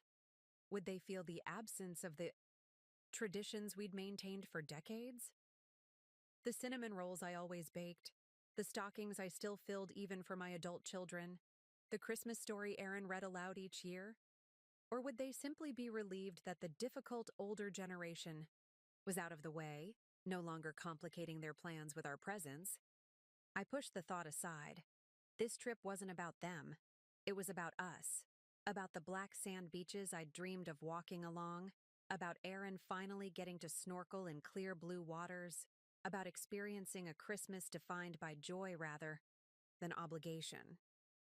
The flight attendant brought our lunch. Real china plates with gourmet meals rather than the plastic-wrapped sandwiches we were accustomed to. As we ate, Aaron and I reminisced about our early years together, the dreams we'd had, the plans we'd made before children and careers and responsibilities had redirected our course. "Do you remember our second anniversary?" Aaron asked, his eyes crinkling at the corners. "When we stayed up all night planning that cross-country road trip?" I laughed, the memory vivid and bittersweet. "We had the whole route mapped out. National parks, quirky roadside attractions, small towns neither of us had ever heard of. 3 months on the road," Aaron continued. "We were going to camp under the stars, take photographs at every stop, keep journals of all our adventures, and then I got pregnant with Carson," I said softly. "And the road trip got filed away in the someday category." Aaron nodded, his expression thoughtful. "So many things got filed under someday. The summer in Italy, the cooking classes in France, the whale watching in Alaska. Someday after the kids were in school," I added. "Someday after college tuition was paid. Someday after the weddings. Someday after the grandchildren were born." And somehow, someday never came. Aaron finished. Until now. I looked out the window at the vast expanse of blue sky above the clouds. "Better late than never?" He squeezed my hand. "Much better." After lunch, I opened the journal Aaron had given me, running my fingers over the smooth leather cover. On the first blank page, I began to write. December 22nd. En route to Hawaii for nearly 50 years, Aaron and I have put everyone else first. Our children, our grandchildren, even our children's in-laws. We've given our time, our energy, our savings, and our dreams to ensure their happiness and success. We've accepted being taken for granted, being dismissed, being treated as resources rather than people with our own needs and desires. Today, at ages 70 and 72, we are finally putting ourselves first. We are flying to Hawaii to spend Christmas, on black sand beaches instead of in Carson's perfectly decorated living room, where our presence was deemed unnecessary this year. Is it selfish to reclaim our right to joy? Our children certainly think so. They've made that abundantly clear with their accusations and guilt trips. But sitting here beside Aaron, watching the clouds drift beneath us as we fly toward a dream deferred for decades, I can't bring myself to regret this decision. This isn't just a vacation. It's a declaration that the remaining years of our lives belong to us, not as parents or grandparents or financial resources, but as Edith and Aaron, two people who chose each other long before anyone else entered the picture. I feel lighter. Already, as if I've set down a burden I didn't fully realize I was carrying until this moment. I continued writing as the flight progressed, pouring out thoughts and feelings I'd kept bottled inside for years. The act of putting them on paper was cathartic, each word a further step toward the liberation that had begun the moment we decided to go to Hawaii. Several hours into the flight, the pilot announced we were beginning our descent. Out the window, I caught my first glimpse of the islands. Emerald green mountains rising from a sapphire sea, wispy clouds clinging to volcanic peaks, shorelines edged with white sand beaches. The sight was so breathtaking that tears sprang to my eyes. "Oh, Aaron," I whispered, Look at that. He leaned across me to peer out the window, his face lighting up with wonder. It's even more beautiful than the pictures. As the plane descended further, details came into focus. Palm trees swaying in tropical breezes, red-roofed buildings scattered across lush landscapes, roads winding along coastlines that seemed to stretch endlessly into the distance. We should have done this years ago, Aaron said, his voice tinged with both awe and regret. We're doing it now, I reminded him. That's what matters. The landing was smooth, the tropical air warm and fragrant as we deplaned. The Kona airport was open air, so different from the enclosed terminals we were used to. Gentle breezes carried the scent of flowers and salt water, and somewhere nearby, musicians played traditional Hawaiian melodies on ukuleles. We collected our luggage and found our rental car with ease, a convertible, Aaron's splurge for the occasion. With the top down and warm air whipping through our hair, we drove along the coastal highway toward our rented condo in Kailua Kona. The late afternoon sun cast a golden glow over everything, palm trees silhouetted against a sky beginning to blush with sunset colors. Edith, Aaron said as we paused at a scenic overlook, the vast Pacific stretching before us. I've never seen anything like this. I stood beside him at the guardrail, taking in the panoramic view of coastline, ocean, and sky melding together in perfect harmony. Below us, waves crashed against black lava rock formations, sending plumes of white spray into the air. It was worth the wait, I said, though part of me couldn't help but wonder how many other breathtaking views we had missed by perpetually deferring our dreams. Aaron seemed to read my thoughts. We can't change the past, he said gently. We can only make different choices now. I nodded, leaning into him as he wrapped an arm around my shoulders. Different choices from now on. We arrived at our oceanfront condo just as the sun was setting, painting the sky in dramatic shades of orange, pink and purple. The property manager greeted us warmly, presenting us with traditional lei garlands of fragrant flowers before showing us to our accommodations. The condo was everything we had hoped for, spacious, beautifully decorated in island style with floor-to-ceiling windows offering unobstructed views of the Pacific. From the lanai, we could hear the gentle rhythm of waves breaking against the shore, a soothing cadence, unlike anything in our snowbound hometown. After the property manager left, Aaron and I stood on the lanai together, watching the last light fade from the sky and the first stars appear above the vast ocean. Merry Christmas Eve, Aaron said softly, wrapping his arms around me from behind. I leaned back against him, feeling the solid strength that had supported me through decades of life's challenges and joys. Merry Christmas Eve, I replied. In that moment, with the Hawaiian breeze caressing my skin and Aaron's arms around me, I felt a profound sense of rightness. This was where we were meant to be, not in Carson's perfectly coordinated Christmas tableau or Brittany's meticulously planned holiday gathering, but here, together, finally living the life we had earned through years of sacrifice and hard work. For Donrandi, the first time in longer than I could remember, I was exactly where I wanted to be, without guilt, without obligation, without anyone else's expectations shadowing my joy.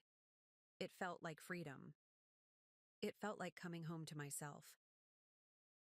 Our first morning in Hawaii dawned with spectacular clarity, sunlight streaming through the gaps in the curtains we'd forgotten to fully close the night before. I woke slowly, momentarily disoriented by the unfamiliar sounds, ocean waves rather than the ticking of our antique grandfather clock, tropical birds instead of the neighborhood snowplows. Aaron was already up, and I found him on the lanai with a cup of coffee, gazing out at the ocean. He turned at the sound of my footsteps, his face more relaxed than I'd seen it in years. "Good morning," he said, extending his free arm to welcome me into the space beside him. "Coffee's fresh, and there's something you need to see." I followed his gesture toward the shoreline below our condo complex. There, not 200 yards from where we stood, was a black sand beach, smaller than the famous ones on the island, but unmistakable with its dramatic, dark shore contrasting against the turquoise water. "Oh," I gasped, my hand flying to my mouth. I didn't realize we were so close to one. The property manager mentioned it when she called to confirm our booking last week, said it was a bit of a hidden gem, not in all the guidebooks, mostly frequented by locals. "I wanted to surprise you." I blinked back unexpected tears. "It's perfect." After a light breakfast on the lanai, we changed into swimwear and walked down to the beach. The black sand was warmer than I expected, fine-grained and surprisingly soft between my toes. We spread our beach towels under the shade of a palm tree and simply sat for a while, absorbing the beauty around us. "I can't believe we're really here," I said, watching the waves break gently along the shore. On December 23rd, sitting on a black sand beach in Hawaii instead of frantically finalizing Christmas preparations. Aaron stretched out beside me, his face tilted toward the sun. No last-minute shopping for stocking stuffers. No arguments about which side of the family gets Christmas Eve versus Christmas Day. No staying up until 2 a.m. wrapping presents. No mediating between Carson and Brittany about whose children get the most expensive gifts. No pretending to love whatever impersonal gift certificates they give us because they can't be bothered to think about what we might actually want. We looked at each other and burst into laughter, not bitter, but genuinely amused at the holiday stress we'd left behind. It felt like shedding an old, too tight skin, emerging lighter and freer on the other side. Later that morning, we ventured into the water. Aaron, true to his lifelong dream, had brought snorkeling gear, and he helped me adjust my mask before we waded into the gentle surf. The water was perfect, cool enough to be refreshing in the tropical heat, but warm enough to be comfortable. Beneath the surface was another world entirely. Coral formations in fantastical shapes, fish in colors so vivid they seemed artificial, delicate sea plants swaying with the current. Aaron pointed excitedly at each new discovery, his face transformed with childlike wonder behind his mask. We spent hours exploring, coming back to shore only when hunger finally drove us to seek lunch. At a small beachside cafe, we feasted on fresh poke bowls and tropical fruit, our skins salt-dried and sun-warmed. "I've been thinking," Aaron said as we lingered over cold drinks, "about our discussion before we left, about changing our wills and financial arrangements." I nodded, curious where his thoughts had led him. What if, instead of just changing how, we leave things to Carson and Brittany, we actually use more of our money now? For us. "What do you mean?" He leaned forward, enthusiasm lighting his features. "We've been so focused on preserving capital for them to inherit, on helping them with houses and schools and camps, but what if we designated a significant portion, say half of what we'd planned to leave them, for us to actually use while we're alive?" I considered this, stirring my iced tea thoughtfully. Use it how? Travel, for one thing. Not just this trip, but all those some days we kept postponing. The river cruise in Europe, the cooking classes in Italy, the whale watching in Alaska. His eyes grew more animated with each example. We could take the grandchildren on educational trips. Not Carson and Brittany, just us and the kids, showing them parts of the world their parents are too busy to explore with them. The idea was startling in its simplicity.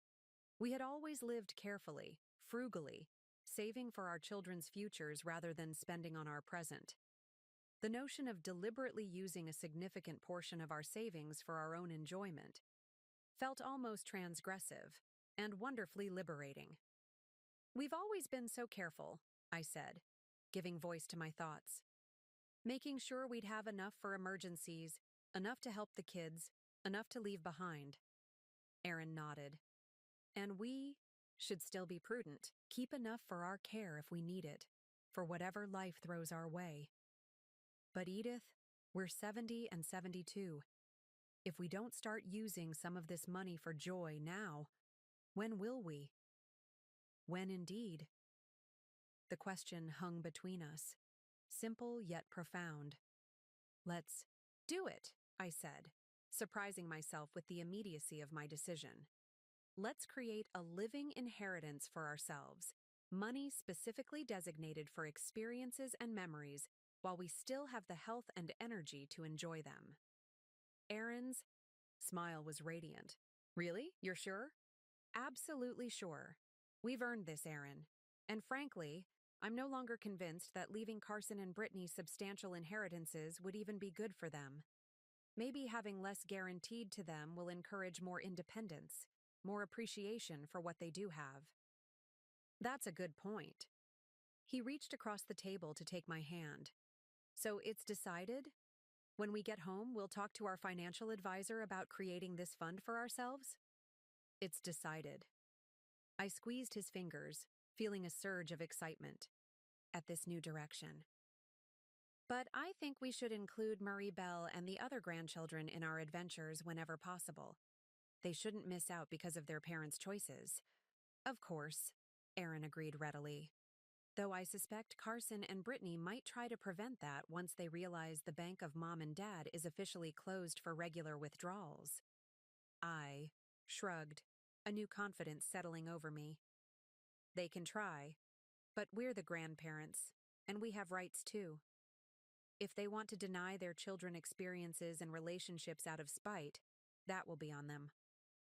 We spent the rest of the afternoon exploring the small town nearest our condo, browsing in shops filled with local artwork, handcrafted jewelry, and island clothing. In one boutique, I tried on a flowing sundress in vibrant tropical colors, so different from the conservative, practical clothes that filled my closet at home. "What do you think?" I asked Aaron, twirling to show how the fabric moved. His eyes softened. "You look beautiful, like you belong here." I studied my reflection in the mirror, barely recognizing the woman looking back at me. She seemed younger, somehow, more vibrant. The vivid colors suited my silver hair and brought out warmth in my complexion I hadn't noticed before. "I'll take it," I told the shop assistant. "And that one as well," I added, pointing to a similar style in another tropical print. Aaron raised an eyebrow in pleased surprise. Back home, I would have agonized over buying even one new dress, calculating how many of Brittany's children's piano lessons or Carson's home improvement projects that money could fund instead. Not anymore. That evening, we dined at an open-air restaurant perched on a cliff overlooking the ocean. As the sun set in a blaze of color over the Pacific, turning the sky into a canvas of orange, pink, and gold, a local musician played traditional Hawaiian music on a ukulele. The gentle melody floated around us, mingling with the sound of waves, breaking against the rocks below. "To us," Aaron said, raising his glass of local wine. "And to new foundations." "To us," I echoed, clinking my glass against his. "And to living fully, starting now." As darkness settled over the island and stars emerged in the velvet sky, I felt a profound sense of peace. We were building something new here, not just a vacation, but a new approach to the remaining years of our lives. A foundation based on mutual joy, shared experiences, and the recognition that our time was valuable, our happiness essential. Carson and Brittany would eventually have to adapt to this new reality. They might resist, might attempt to manipulate us back into our former roles as perpetual providers and accommodators. But sitting there with Aaron under the Hawaiian stars, I knew with absolute certainty that we wouldn't yield. We had found our way back to each other and to ourselves. That was a foundation worth protecting at all costs. Christmas Eve in Hawaii dawned with a brilliance that seemed almost surreal. Azure skies, gentle breezes carrying the scent of plumeria, waves breaking in perfect rhythm against the black sand. Beach. I woke early, leaving Aaron still peacefully asleep, and stepped onto our lanai with a cup of fresh coffee. In the distance, I could see boats dotting the horizon, Early morning snorkelers and fishermen already out on the water. A family with young children was setting up on the beach below, their excited voices carrying upward on the breeze. It was so different from the Christmas Eves I had known. No snow, no last-minute wrapping, no frantic preparation for family gatherings. Just peace, just beauty, just the present moment. I pulled out my journal and began to write, capturing my impressions of this extraordinary day in paradise. I was so absorbed in my thoughts that I didn't notice the woman approaching on the adjoining lanai until she spoke. "Good morning. You must be our new neighbors for the holiday week." I looked up to see a woman perhaps 10 years younger than myself, her silver-streaked dark hair pulled back in a casual bun, her smile warm and inviting. "Yes, we just arrived yesterday," I replied. "I'm Edith." "Anna," she introduced herself. "My husband Milo and I own this unit. We live in Seattle most of the year but spend a month here every winter." She gestured toward the lounge chair across from mine. "May I join you for a moment?" "Of course," I said, finding myself genuinely pleased at the prospect of company. Back home, I might have felt obligated to make conversation with a neighbor, but here, it felt like a natural extension of the day's beauty. Anna settled into the chair, her own coffee mug in hand. "First time in Hawaii?" "Yes. It's been a dream of mine for decades, actually." "And you chose Christmas week for your first visit," she observed. "That's unusual for first-timers. Most people avoid the holiday. Rush." Something in her tone, not judgmental, just curious, made me feel comfortable sharing more. "We're actually here specifically because it's Christmas. It's our first holiday away from our children and grandchildren." Anna's eyebrows rose slightly. "By choice?" "Yes," I said, surprised by my own candor with this stranger. "Our son excluded us from the family Christmas this year in favor of his in-laws. Instead of sitting home alone feeling sorry for ourselves, we decided to finally take the trip we've been postponing for 40 years. Anna's expression was thoughtful. "That must have been a difficult decision." Surprisingly, it wasn't. Once, we realized how our children really see us, as financial resources and convenient babysitters, rather than as people with our own needs and dreams. The choice became very clear. She nodded slowly. "I understand more than you might think. Milo and I went through something similar with our daughter about 5 years ago." "Really?" I leaned forward, suddenly eager to hear about someone else's experience with adult children and boundaries. "She expected us to retire early to provide full-time childcare for her kids while she pursued a demanding career," Anna explained. "When we said no, that we loved our grandchildren but also loved our careers and weren't ready to give them up. She accused us of being selfish and uncaring." "That sounds familiar," I murmured. "It was a painful time," Anna continued. "She didn't speak to us for months, but eventually she came around. Had to find other childcare arrangements, of course, but ultimately our relationship improved because the expectations became healthier." "That's encouraging to hear," I said. "Our situation is still very fresh. I'm not sure what we'll find when we go back home." "Whatever happens," Anna said with gentle firmness, "stand your ground. The relationship you build on honest boundaries will ultimately be stronger than one built on resentful compliance." Her words resonated deeply, articulating something I had felt but hadn't fully formed into thought. Before I could respond, the sliding door behind Anna opened, and a distinguished-looking man with salt-and-pepper hair appeared. "There you are," he said fondly to Anna. "I wondered where you'd disappeared to." "Milo, this is Edith, our neighbor. For the week," Anna introduced us. "She and her husband are experiencing their first Hawaiian Christmas." "Welcome to paradise," Milo said with a warm smile. "And Merry Christmas Eve." "Speaking of which," Anna said, turning back to me, "Milo and I are hosting a small gathering tonight on the beach. Just a few friends, some local food and music. We'd love for you and your husband to join us." The invitation was unexpected but immediately appealing. "That's very kind of you. I'll check with Aaron, but I think we'd enjoy that very much. Wonderful. Anna stood, moving back toward her own unit. Around 6 o'clock, just down on the beach. Very casual. Just bring yourselves. After they left, I sat for a while longer, reflecting on the conversation. There was something validating about hearing Anna's similar experience, about knowing we weren't alone in setting boundaries with adult children. It felt like an affirmation of the path we had chosen. When Aaron woke and joined me on the lanai, I told him about the invitation. A beach party on Christmas Eve? He said, his face lighting up. Sounds perfect. We spent the day exploring the island, driving along winding coastal roads, stopping at scenic overlooks to admire views that seemed like something from a travel magazine. At one black sand beach, larger and more dramatic than the one near our Encanto, we walked hand in hand along the shore, collecting a few small volcanic stones as mementos. This is what Christmas should feel like, Aaron said, as we watched sea turtles sun themselves on the warm sand. Peaceful, joyful, present. I nodded, understanding exactly what he meant.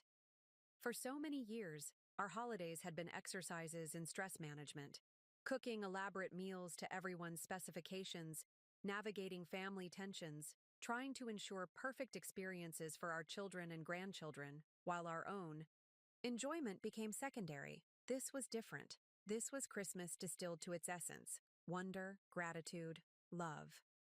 That evening, we made our way down to the beach where Anna and Milo had set up a small gathering. Tiki torches illuminated a circle of beach chairs around a low table laden with local foods. A few other couples were already there, drinks in hand, laughter floating on the evening breeze. Edith, Aaron.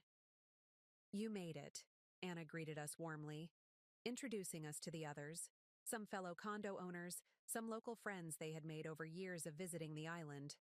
To my surprise, conversation flowed easily.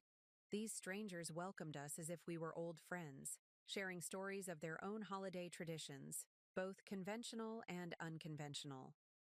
One couple had been spending Christmas in Hawaii for 20 years, ever since their children had moved abroad. Another pair were celebrating their retirement after 4 decades as schoolteachers. "How long are you staying on the island?" asked one woman, Marie, as she passed me a plate of fresh poke.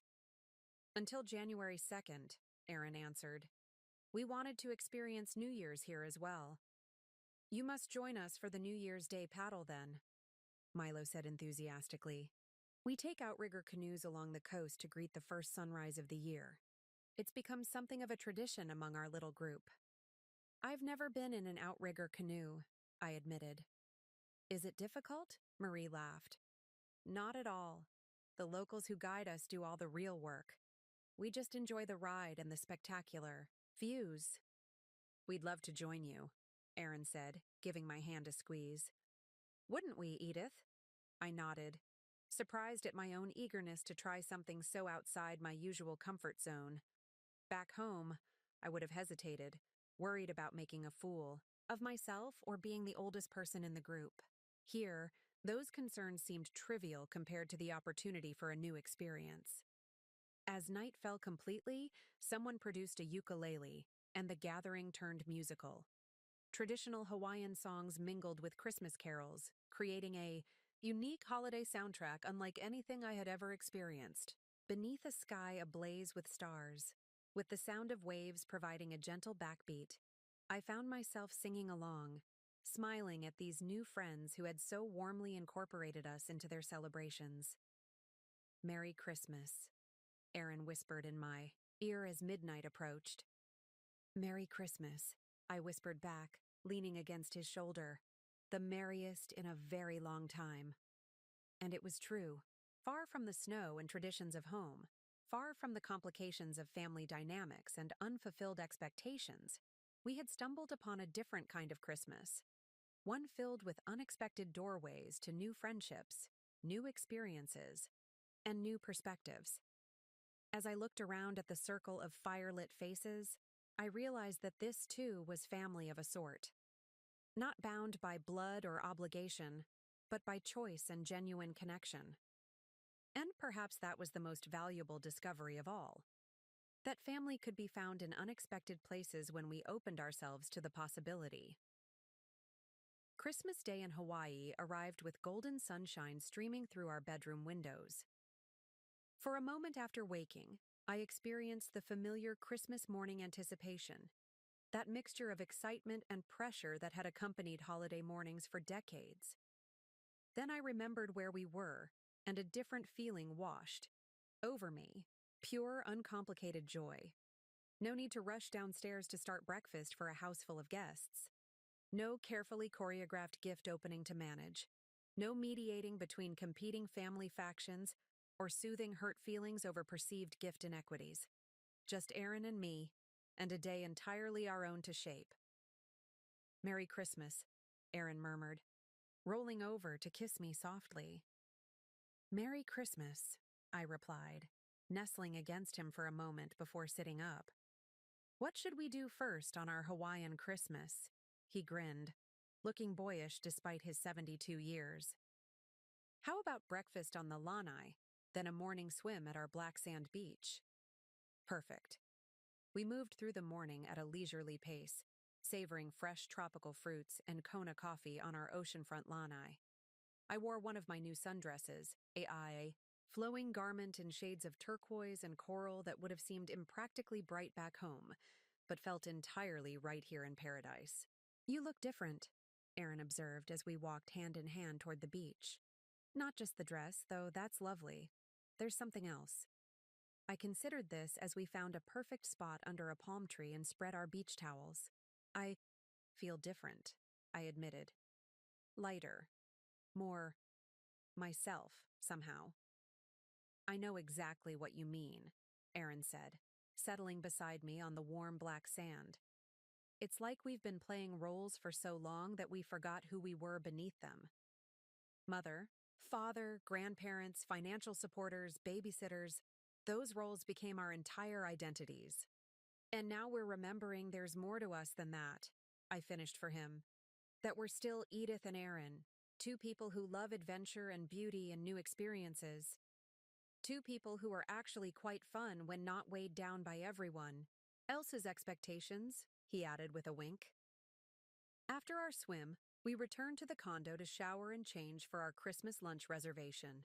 We'd booked a table at an elegant oceanfront restaurant that offered a traditional Christmas feast with a Hawaiian twist: roast turkey, accompanied by tropical fruits, local vegetables, and island-inspired desserts. I chose my second new sundress for the occasion, a deep crimson with delicate white floral patterns that somehow managed to feel both festive for Christmas and perfect for the tropical setting. Aaron whistled appreciatively when I emerged from the bedroom. "You are the most beautiful woman on this island," he declared, taking my hand and twirling me in a playful circle. I laughed, feeling a blush rise to my cheeks. When was the last time he had looked at me that way? When was the last time I had given him reason to? At the restaurant, we were seated at a prime table overlooking the ocean. The dining room was tastefully decorated for Christmas, with tropical flowers arranged alongside more traditional holiday greenery. A pianist played Christmas carols with gentle island rhythms, and the staff greeted each guest with warm Mele Kalikimaka wishes. "This is nothing like any Christmas we've ever had," I said as our champagne was poured. "And yet it feels more like Christmas should feel than any holiday in recent memory," Aaron replied. He was right. Despite the absence of snow and stockings, and grandchildren tearing open presents, there was an authenticity to this celebration that had been missing from our holidays for years. We were present, truly present with each other, not distracted by hosting duties or family tensions or the thousand small stresses that had come to define the season. As we savored our meal, Aaron raised his glass. "A toast," he said, "to Edith Reynolds, who had the courage to break free from expectations and reclaim her joy. I've always loved you, but I think I'm falling in love with this version of you all over again." His words brought unexpected tears to my eyes. "And to Aaron Reynolds," I countered, raising my own glass. Who has been my partner in everything for nearly 50 years, and who still surprises me with his sense of adventure and his willingness to start a new chapter even at 72. After lunch, we took a drive along the coast, stopping at a small botanical garden that specialized in native Hawaiian plants. As we wandered the peaceful pathways, I found myself drawn to the vibrant colors and unusual shapes of flowers I'd never seen before. "Look at how these have adapted to thrive in volcanic soil," said a voice behind us. I turned to find a woman perhaps a few years older than myself, wearing a volunteer badge and a wide-brimmed hat. "These plants have evolved to flourish in conditions that would kill most mainland species."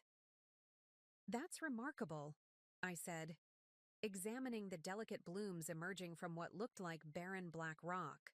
"Nature's great at reinvention," the woman, her badge identified her as Dorothy, continued. "These plants don't waste energy wishing for different circumstances. They just figure out how to bloom where they're planted, so to speak." Her words struck me as profoundly meaningful, though I knew she was simply sharing botanical information. How much of my life had I spent wishing for different circumstances instead of adapting and thriving within the reality I had? "Are you visiting for the holidays?" Dorothy asked. "Yes, our first Hawaiian Christmas," Erin replied. "A big change from our usual family gatherings back home." "Sometimes change is exactly what we need," Dorothy said with a knowing smile. "I came here for a 2-week vacation 30 years ago and never left. Best decision I ever made." "You just stayed?" I asked, intrigued by this glimpse into a life so different from my carefully planned existence. "Packed up my mainland life, sold most of what I owned, and started fresh at 53, she confirmed. "My children thought I'd lost my mind. Now they love having a mom with a guest room in paradise." We chatted with Dorothy for nearly an hour as she showed us through the garden, pointing out her favorite specimens and sharing stories of her reinvented island life. By the time we said goodbye, I felt as though we'd made another new friend, something that rarely happened in our settled routine back home.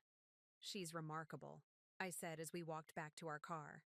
"To just completely change her life like that, at 53. "We're doing something similar," Erin pointed out. "Maybe not as dramatic as moving to Hawaii permanently, but we're definitely reinventing ourselves and our expectations for this chapter of life." I considered this as we drove back toward our condo, the late afternoon sun casting a golden glow over the landscape. He was right. While our Hawaii trip might have begun as a reaction to being excluded from Christmas festivities, it had evolved into something much more significant: a reclamation of self, a rediscovery of joy, a reinvention of how we defined family and celebration and purpose. That evening, we joined Anna and Milo for a sunset walk along the beach. As we strolled, Anna linked her arm through mine, creating an easy camaraderie that felt as though we'd known each other for years rather than days. "How was your Christmas?" she asked. "Wonderful," I replied honestly. "Different from any we've ever experienced, but wonderful in ways I hadn't anticipated." "Holidays have a way of becoming performance art in families," Anna observed. "So much pressure to maintain traditions, meet expectations, create perfect memories. Sometimes we forget to actually enjoy the day ourselves." "Exactly," I exclaimed, grateful for her understanding. "That's exactly what happened to us over the years. The holidays became about making sure everyone else was happy, everyone else's preferences were accommodated. Somewhere along the way, Erin and I became stagehands in our own family's Christmas production." "And now?" Milo asked, walking alongside Erin just ahead of us. "Now we're the leading actors in our own story again," Erin replied, glancing back with a smile that warmed me from within. As darkness fell and stars emerged above the Pacific, we shared a simple dinner of leftovers from the Christmas feast, eaten on our lanai with the sound of waves providing perfect accompaniment. No elaborate table settings, no tension-filled conversations, no checking of watches to coordinate with other family commitments. Later, as we prepared for bed, I caught sight of myself in the bathroom mirror and paused, studying the woman reflected. There.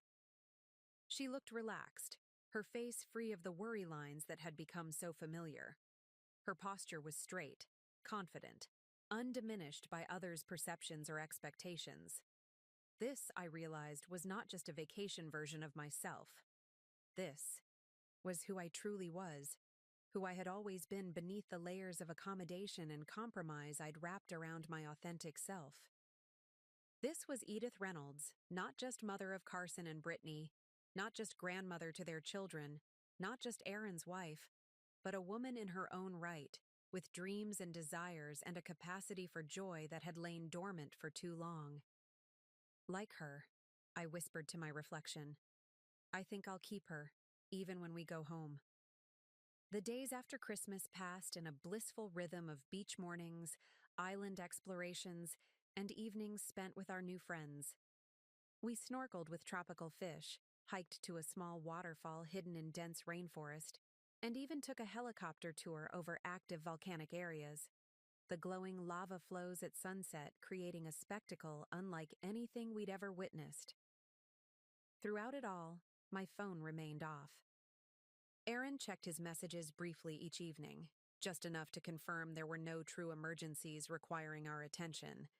But otherwise, we existed in a bubble of contentment, far removed from the family drama we'd left behind. Until December 29th, when reality intruded in a way we couldn't ignore. We had just returned from a morning catamaran cruise along the coast when the concierge at our condo complex approached us in the lobby. Mr. and Mrs. Reynolds, there's a gentleman asking for you at the front desk. He says he's your son. Aaron and I exchanged startled glances. Our son? Carson is here? In Hawaii? The concierge nodded. He arrived about 20 minutes ago. Seems quite determined to see you. My heart began pounding, a mixture of emotions washing over me. Surprise, confusion, a flicker of alarm, and something else I couldn't immediately identify. I looked at Aaron, silently asking what he wanted to do. We'll see him, Aaron decided after a moment. Please tell him we'll meet him on the common lanai in 10 minutes. As we took the elevator to our floor, I tried to process this development. How did he even find us? We didn't tell them exactly where we were staying. Aaron sighed. My guess? He called our credit card company claiming some kind of emergency access. Or maybe tracked our phone locations, though mine has been mostly off. Why would he fly all the way to Hawaii? It must be something serious. Maybe, Aaron said, his tone suggesting he had other theories. Let's change quickly and find out. 10 minutes later, we walked onto the condo complex's shared lanai, a beautiful space overlooking the ocean, with comfortable seating areas arranged to take advantage of the spectacular views. Carson was standing at the railing, his back to us, shoulders tense beneath his lightweight jacket. Carson, I called softly. He turned, and I was struck by how tired he looked. Dark circles under his eyes, his normally clean-shaven face showing stubble, his expression a mixture of relief and something like anger. Mom. Dad.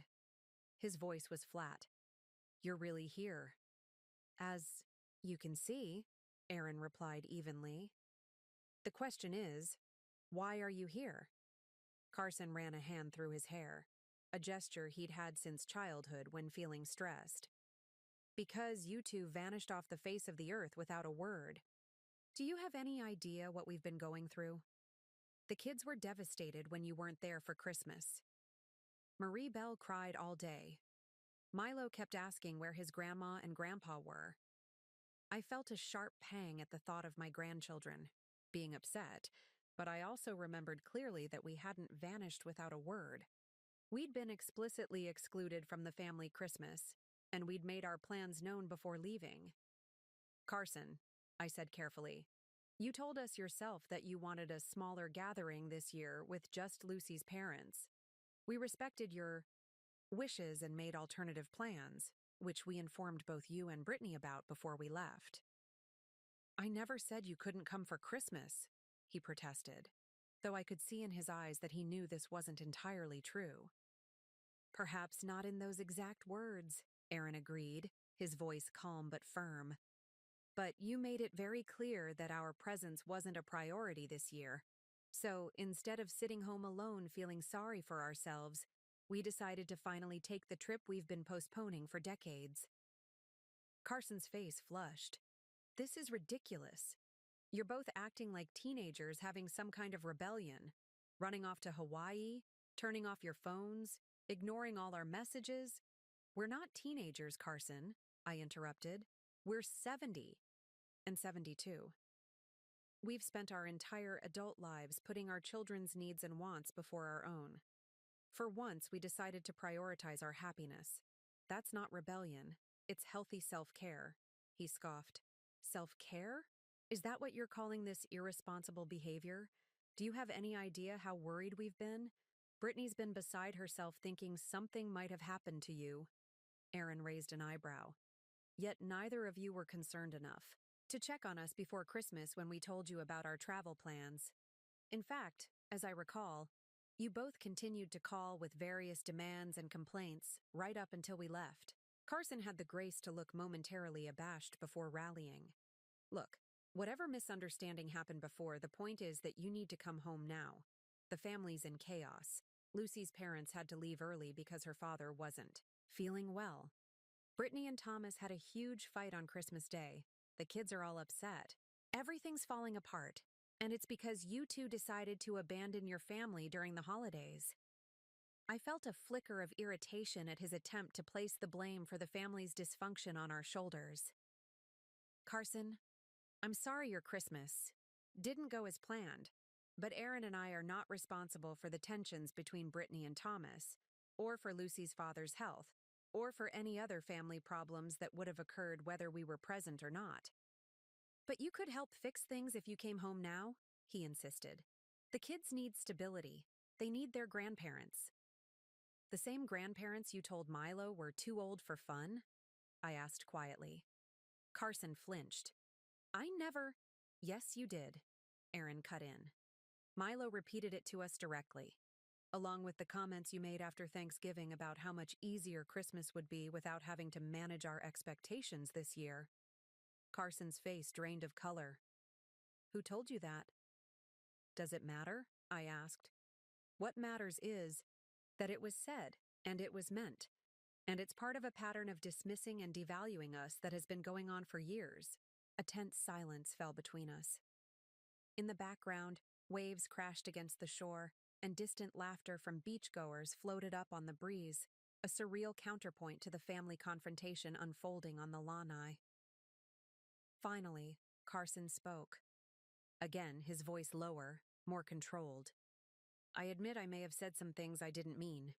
We all do that sometimes. But isn't forgiveness part of being a family? Can't we move past this? Forgiveness requires acknowledgement and change, Aaron replied. Not just smoothing things over to return to the status quo where your mother and I exist primarily to serve your convenience. Carson's eyes narrowed.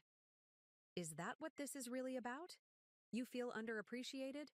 Fine, I apologize. We appreciate everything you do for us.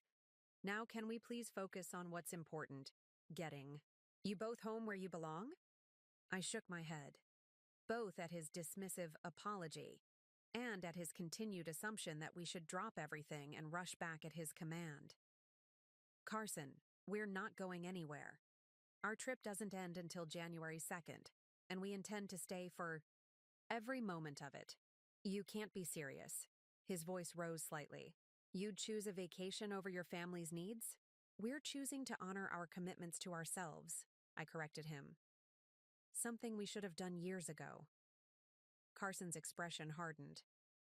This isn't like you, Mom. Either of you. You've always put family first. Always. And we still value family deeply, Aaron assured him. But somewhere along the way, putting family first became code for sacrificing our own needs and dreams to accommodate everyone else's demands. That's not healthy for anyone, not for us, and honestly, not For you and Brittany either. Carson paced a few steps, clearly struggling to process this shift in dynamic. So that's it? You're just changing the rules? After all these years? We're not changing the rules, I said gently. We're changing our response to them. We're still your parents. We still love you and your sister and all our grandchildren dearly.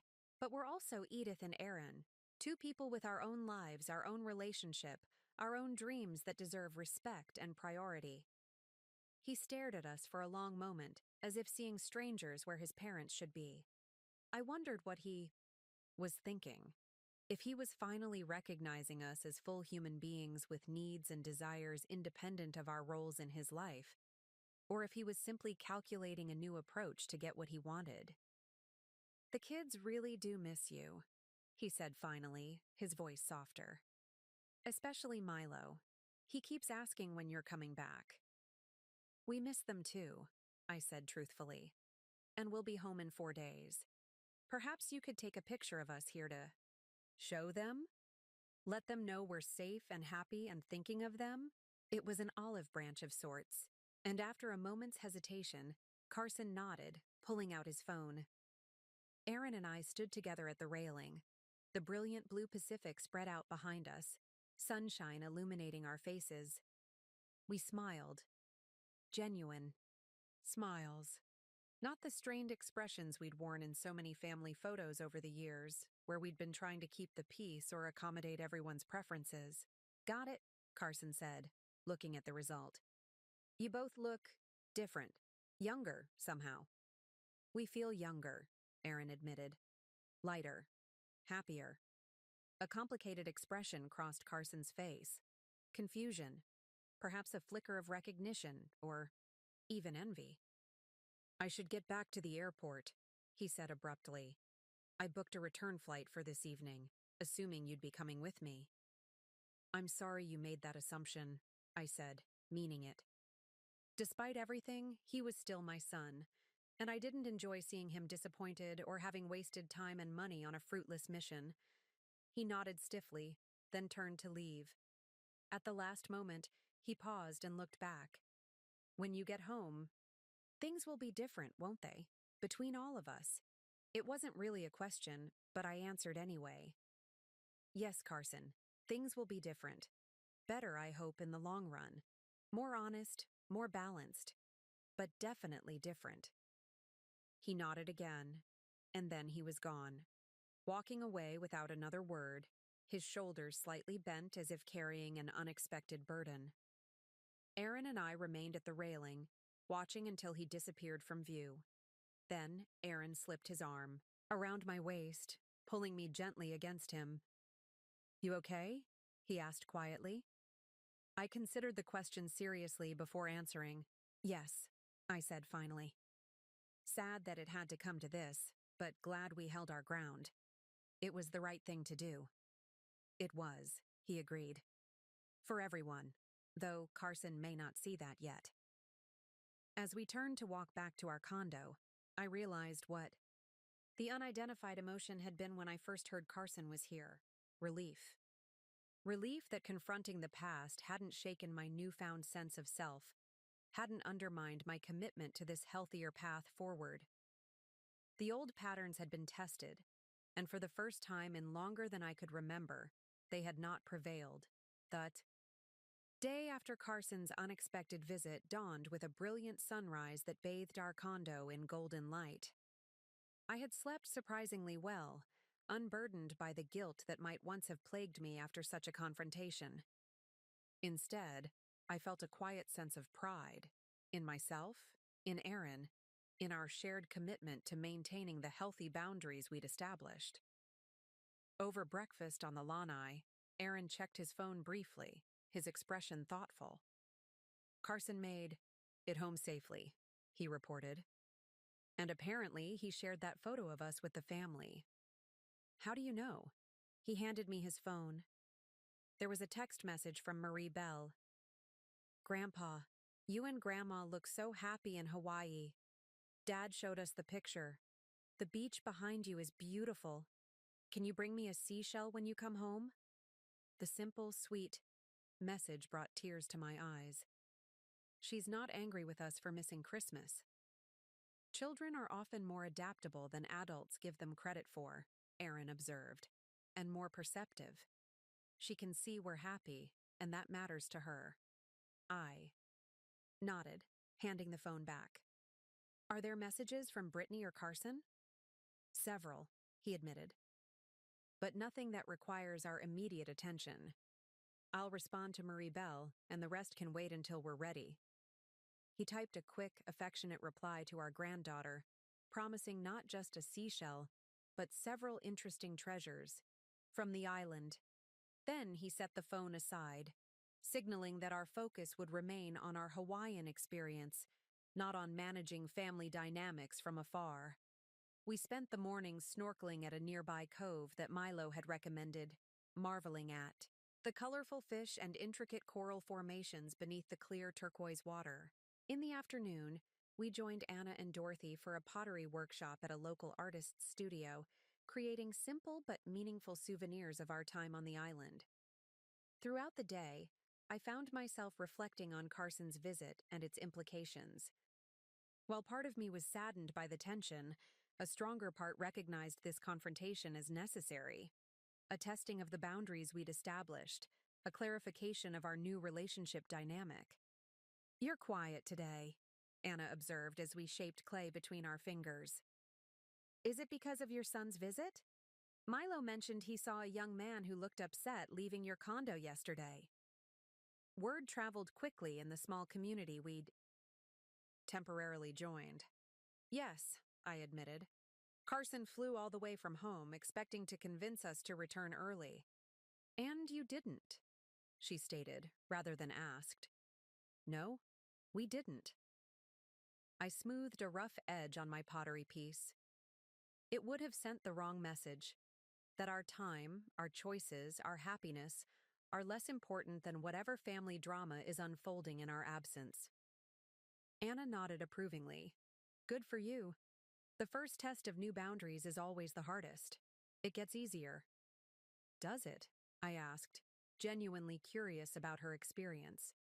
Your daughter eventually accepted your boundaries, you said. She did, though not without some difficult moments along the way. Anna's hands worked steadily on her clay as she spoke. There were tears, accusations, even a few months of very limited contact. But eventually, she realized that our relationship was stronger and healthier with clear boundaries than it had been when everything was on her terms. I hope we reach that point with Carson and Brittany, I said softly. I don't want to lose my relationship with them or with my grandchildren. I just want it to be more balanced, more respectful. Keep holding steady, Anna advised. Don't yield on the important things, but look for opportunities to connect in new, healthier ways. Eventually, they'll adapt, especially if they see that your boundaries aren't about rejecting them, but about honoring yourself. Her words stayed with me throughout the afternoon and into the evening, when Erin and I enjoyed a quiet dinner at a small restaurant overlooking the harbor. As twilight descended, painting the sky in watercolor hues of pink and lavender, I shared my thoughts with him. I think this is the real test, I said.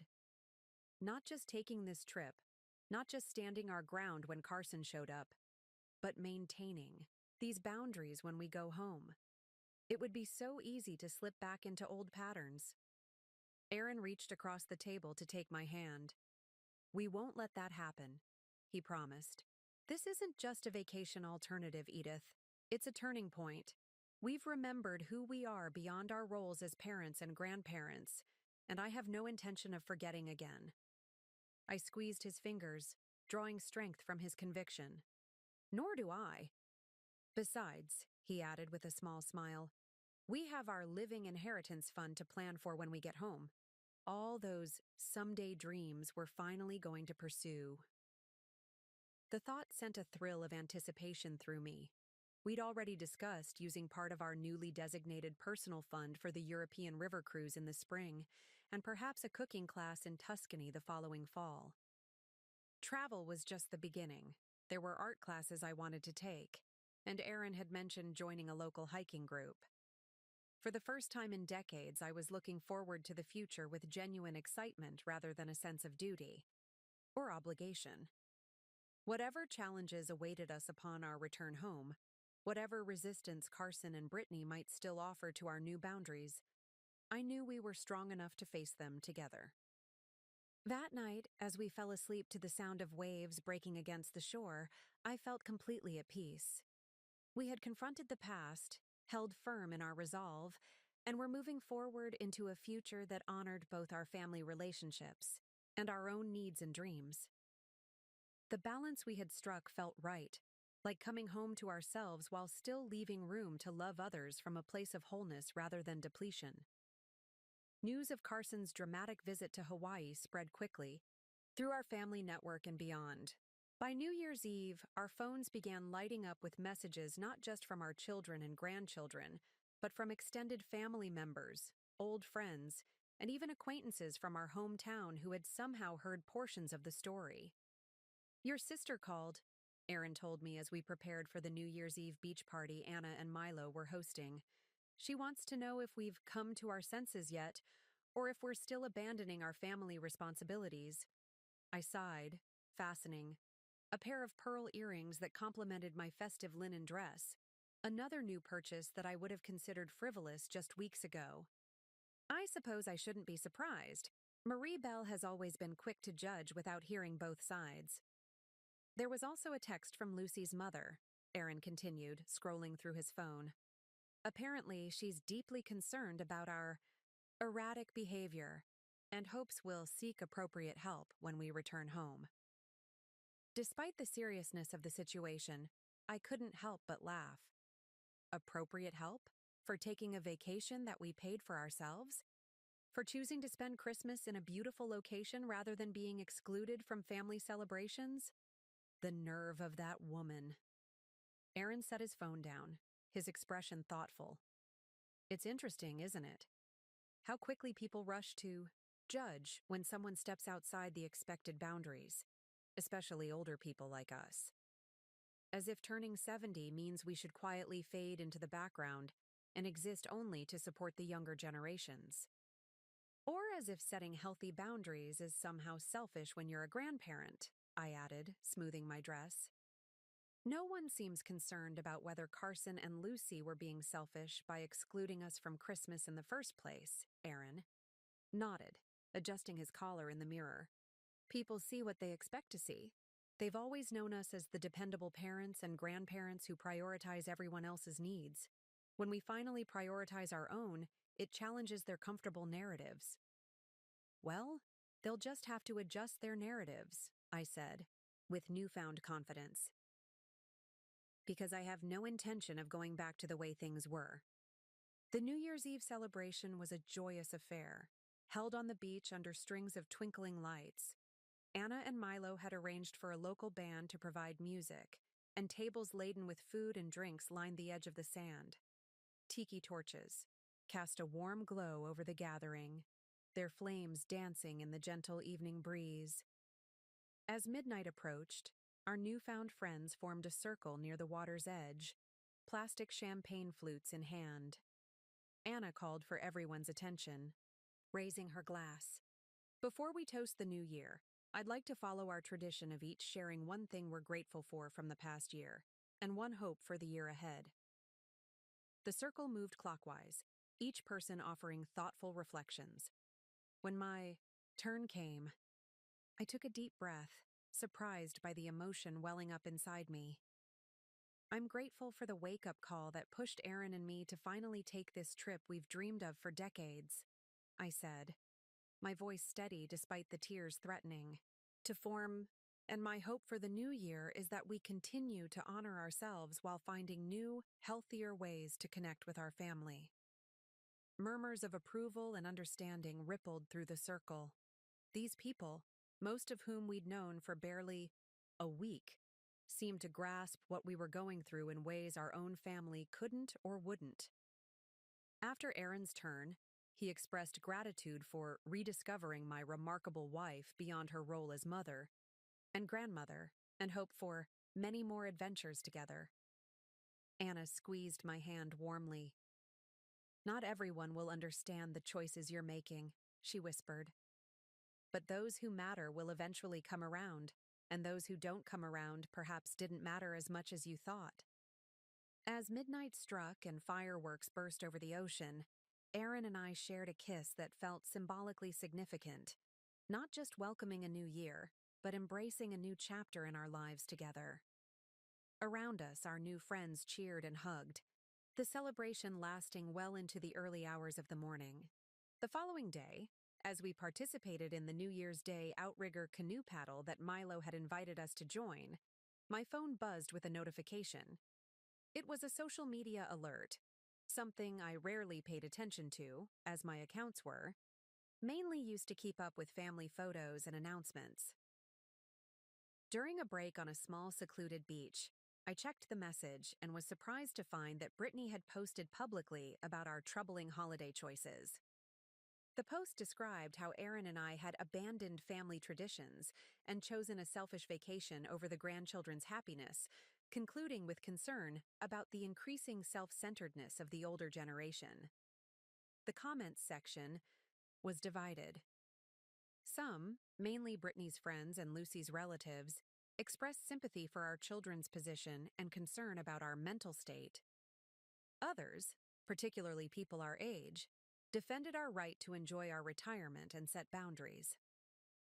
One comment stood out from a woman I'd worked with years ago. After decades of sacrifice raising children and helping with grandchildren, don't Edith and Aaron deserve some joy of their own? Why is it selfish when grandparents prioritize themselves occasionally, but not when adult children expect constant support and availability on their terms? I showed the phone to Aaron, who read through the post and comments with a raised eyebrow. Well, he said finally, it seems we've become somewhat controversial in our old age. Apparently so, I agreed, surprised to find I wasn't particularly upset by Brittany's public airing of family matters. What do you think we should do? Respond? Ask? Her to take it down? Aaron considered for a moment, then shook his head. I think we should do absolutely nothing. We don't need to defend or explain our choices to the court of public opinion. We know why we're here and what we're doing. That's enough. I nodded, slipping the phone back into my bag. He was right. The judgments of others, whether supportive or critical, were ultimately far less important than our own inner certainty that we were on the right path. As we pushed the outrigger canoe back into the crystal-clear water to continue our New Year's paddle, I realized that freedom from the need for others' approval was perhaps the most significant boundary we had established, and the most liberating. Our final days in Hawaii passed with a bittersweet quality, each moment precious precisely because we knew it was coming to an end. We filled those days with experiences rather than souvenirs, collecting memories that would sustain us through the winter months ahead. A sunrise hike to a volcanic crater, an afternoon learning traditional lei-making from a local artisan, evenings spent in conversation with our new friends on the beach as stars appeared overhead. On our last full day, Aaron and I returned to the black sand beach where we had first experienced the magic of the island. We spread our towels in the same spot beneath a swaying palm tree and sat in comfortable silence, watching waves break along the shore. I've been thinking, I said finally, about what this trip has taught us. Aaron turned toward me, his expression open and attentive. And what have you concluded, Professor Reynolds? He teased gently. I smiled at the old nickname. He had called me that in our early years whenever I grew philosophical. That living fully requires courage, I began. The courage to recognize when patterns no longer serve you. The courage to disappoint others in order to be true to yourself. The courage to redefine relationships even when it's uncomfortable. Aaron nodded thoughtfully. That resonates with me. I would add that it's never too late to reclaim joy. We spent decades believing that our purpose was primarily to serve our children's needs and wants. It took us until our 70s to remember that we also matter, that our dreams and desires haven't expired just because we've grown older. Exactly, I agreed. And I'm struck by how quickly we internalize the message that setting boundaries is somehow selfish, especially as parents and grandparents. As if loving someone means always being available, always saying yes, always putting their preferences before your own. When in fact, Aaron continued, the healthiest love has boundaries. It respects the personhood of everyone involved. It doesn't demand self-erasure from either party. We fell silent again, watching a young family playing at the water's edge, parents helping a toddler dip hesitant toes into the gentle surf. I wondered if they would navigate family dynamics more wisely than we had, or if they too would gradually lose themselves in the roles of parent and provider. Do you have regrets? I asked Aaron suddenly. About waiting so long to make this change? About all the trips we didn't take? The experiences we postponed?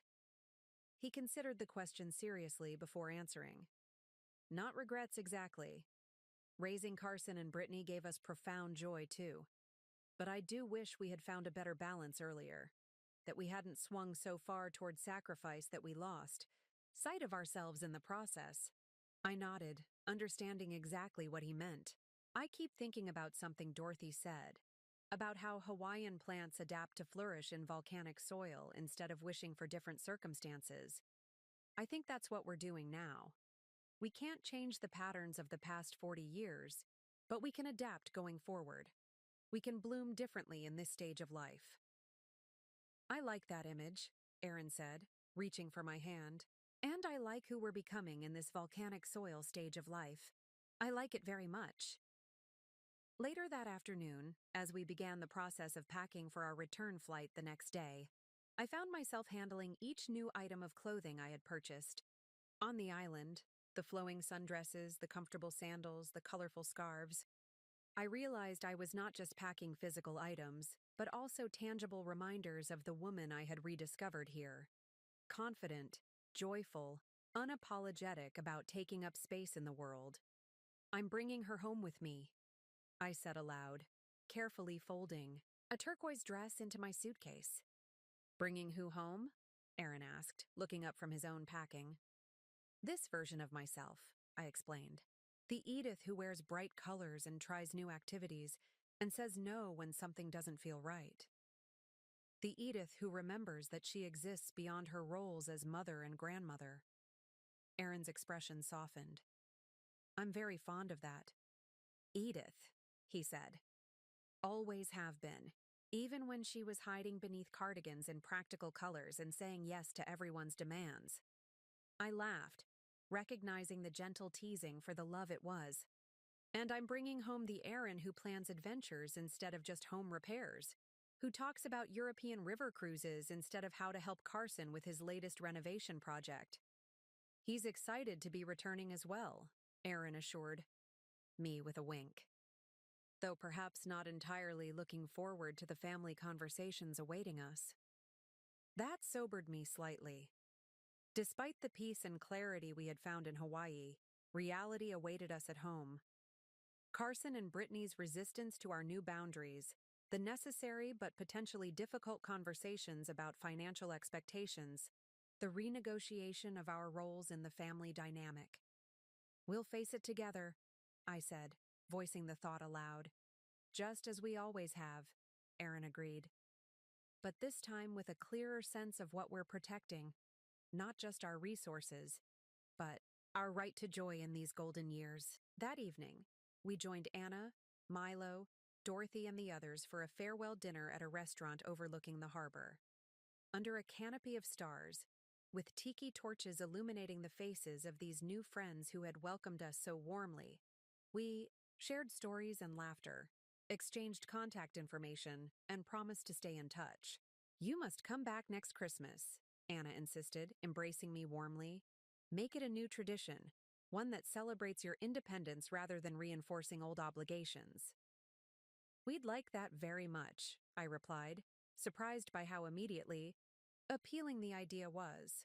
Not as a permanent abandonment of family holidays, but as an alternating rhythm. Some years with the family on their terms, some years on our own, pursuing what brought us joy. As I looked around the table at these people, who had entered our lives so briefly yet meaningfully, I realized another truth. Family wasn't defined solely by blood or legal ties. Family could be found in unexpected places, created through genuine connection rather than obligation. These people had seen and appreciated us as full human beings, not just as convenient grandparents or financial resources, and that recognition had been profoundly healing. "Whatever happens when you get home," Dorothy said as we prepared to leave, "remember what you learned here. Not just about Hawaii, but about yourselves." "We will," Aaron promised, his arm steady around my waist. Some lessons are too important to forget. Walking back to our condo beneath a canopy of stars, I felt a deep sense of peace. Whatever challenges awaited us at home, we were returning with something precious and irreplaceable. The wisdom that comes from remembering your own worth, from reclaiming your right to joy, from establishing that love doesn't require self-erasure. It had taken us 70 years to learn these lessons. But as Aaron had said, better late than never.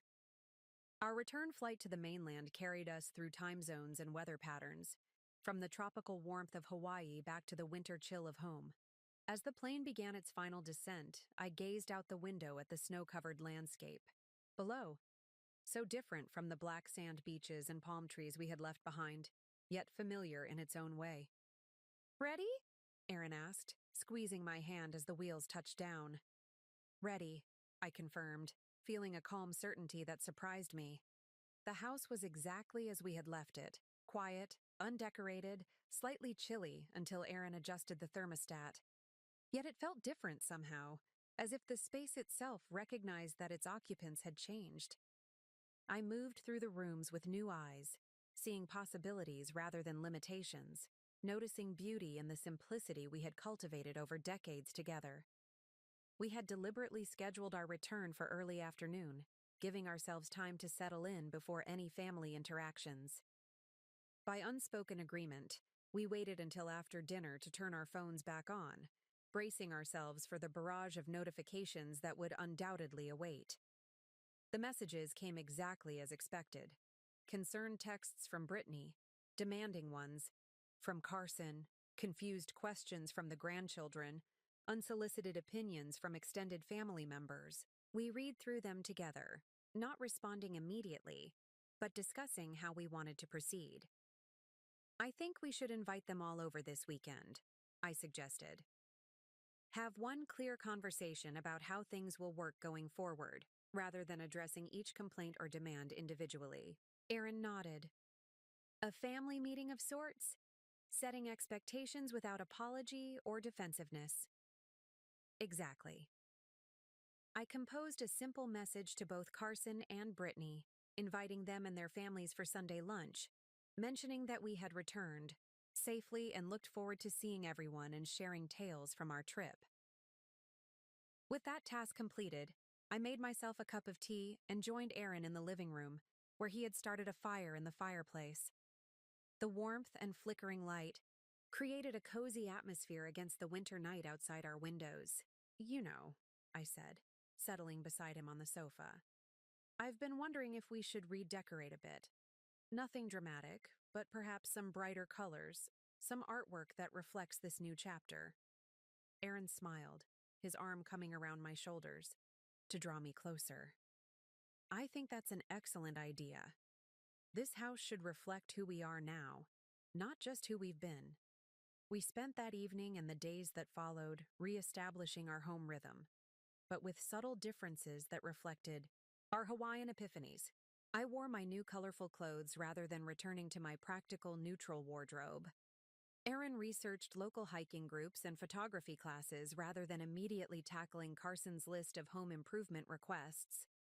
We contacted our financial advisor to begin establishing the living inheritance fund we had discussed.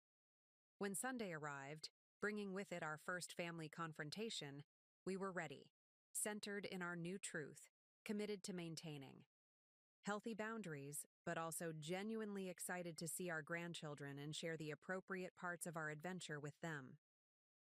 As the doorbell rang, Aaron and I exchanged a look of perfect understanding. This wasn't the end of our family relationships, far from it. But it was the beginning of a new normal, one where love and connection existed alongside respect for our autonomy and recognition of our worth beyond our familial roles. "Here we go," Aaron said, moving to answer the door.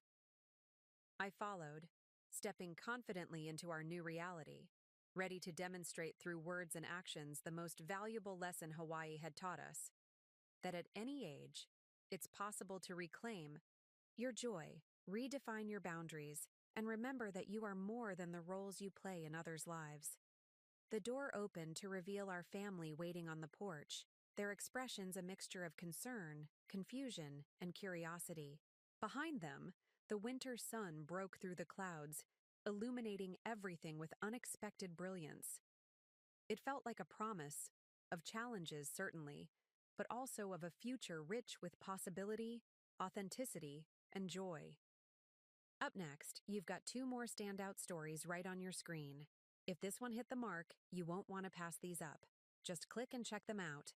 And don't forget to subscribe and turn on the notification bell so you don't miss any upload from us.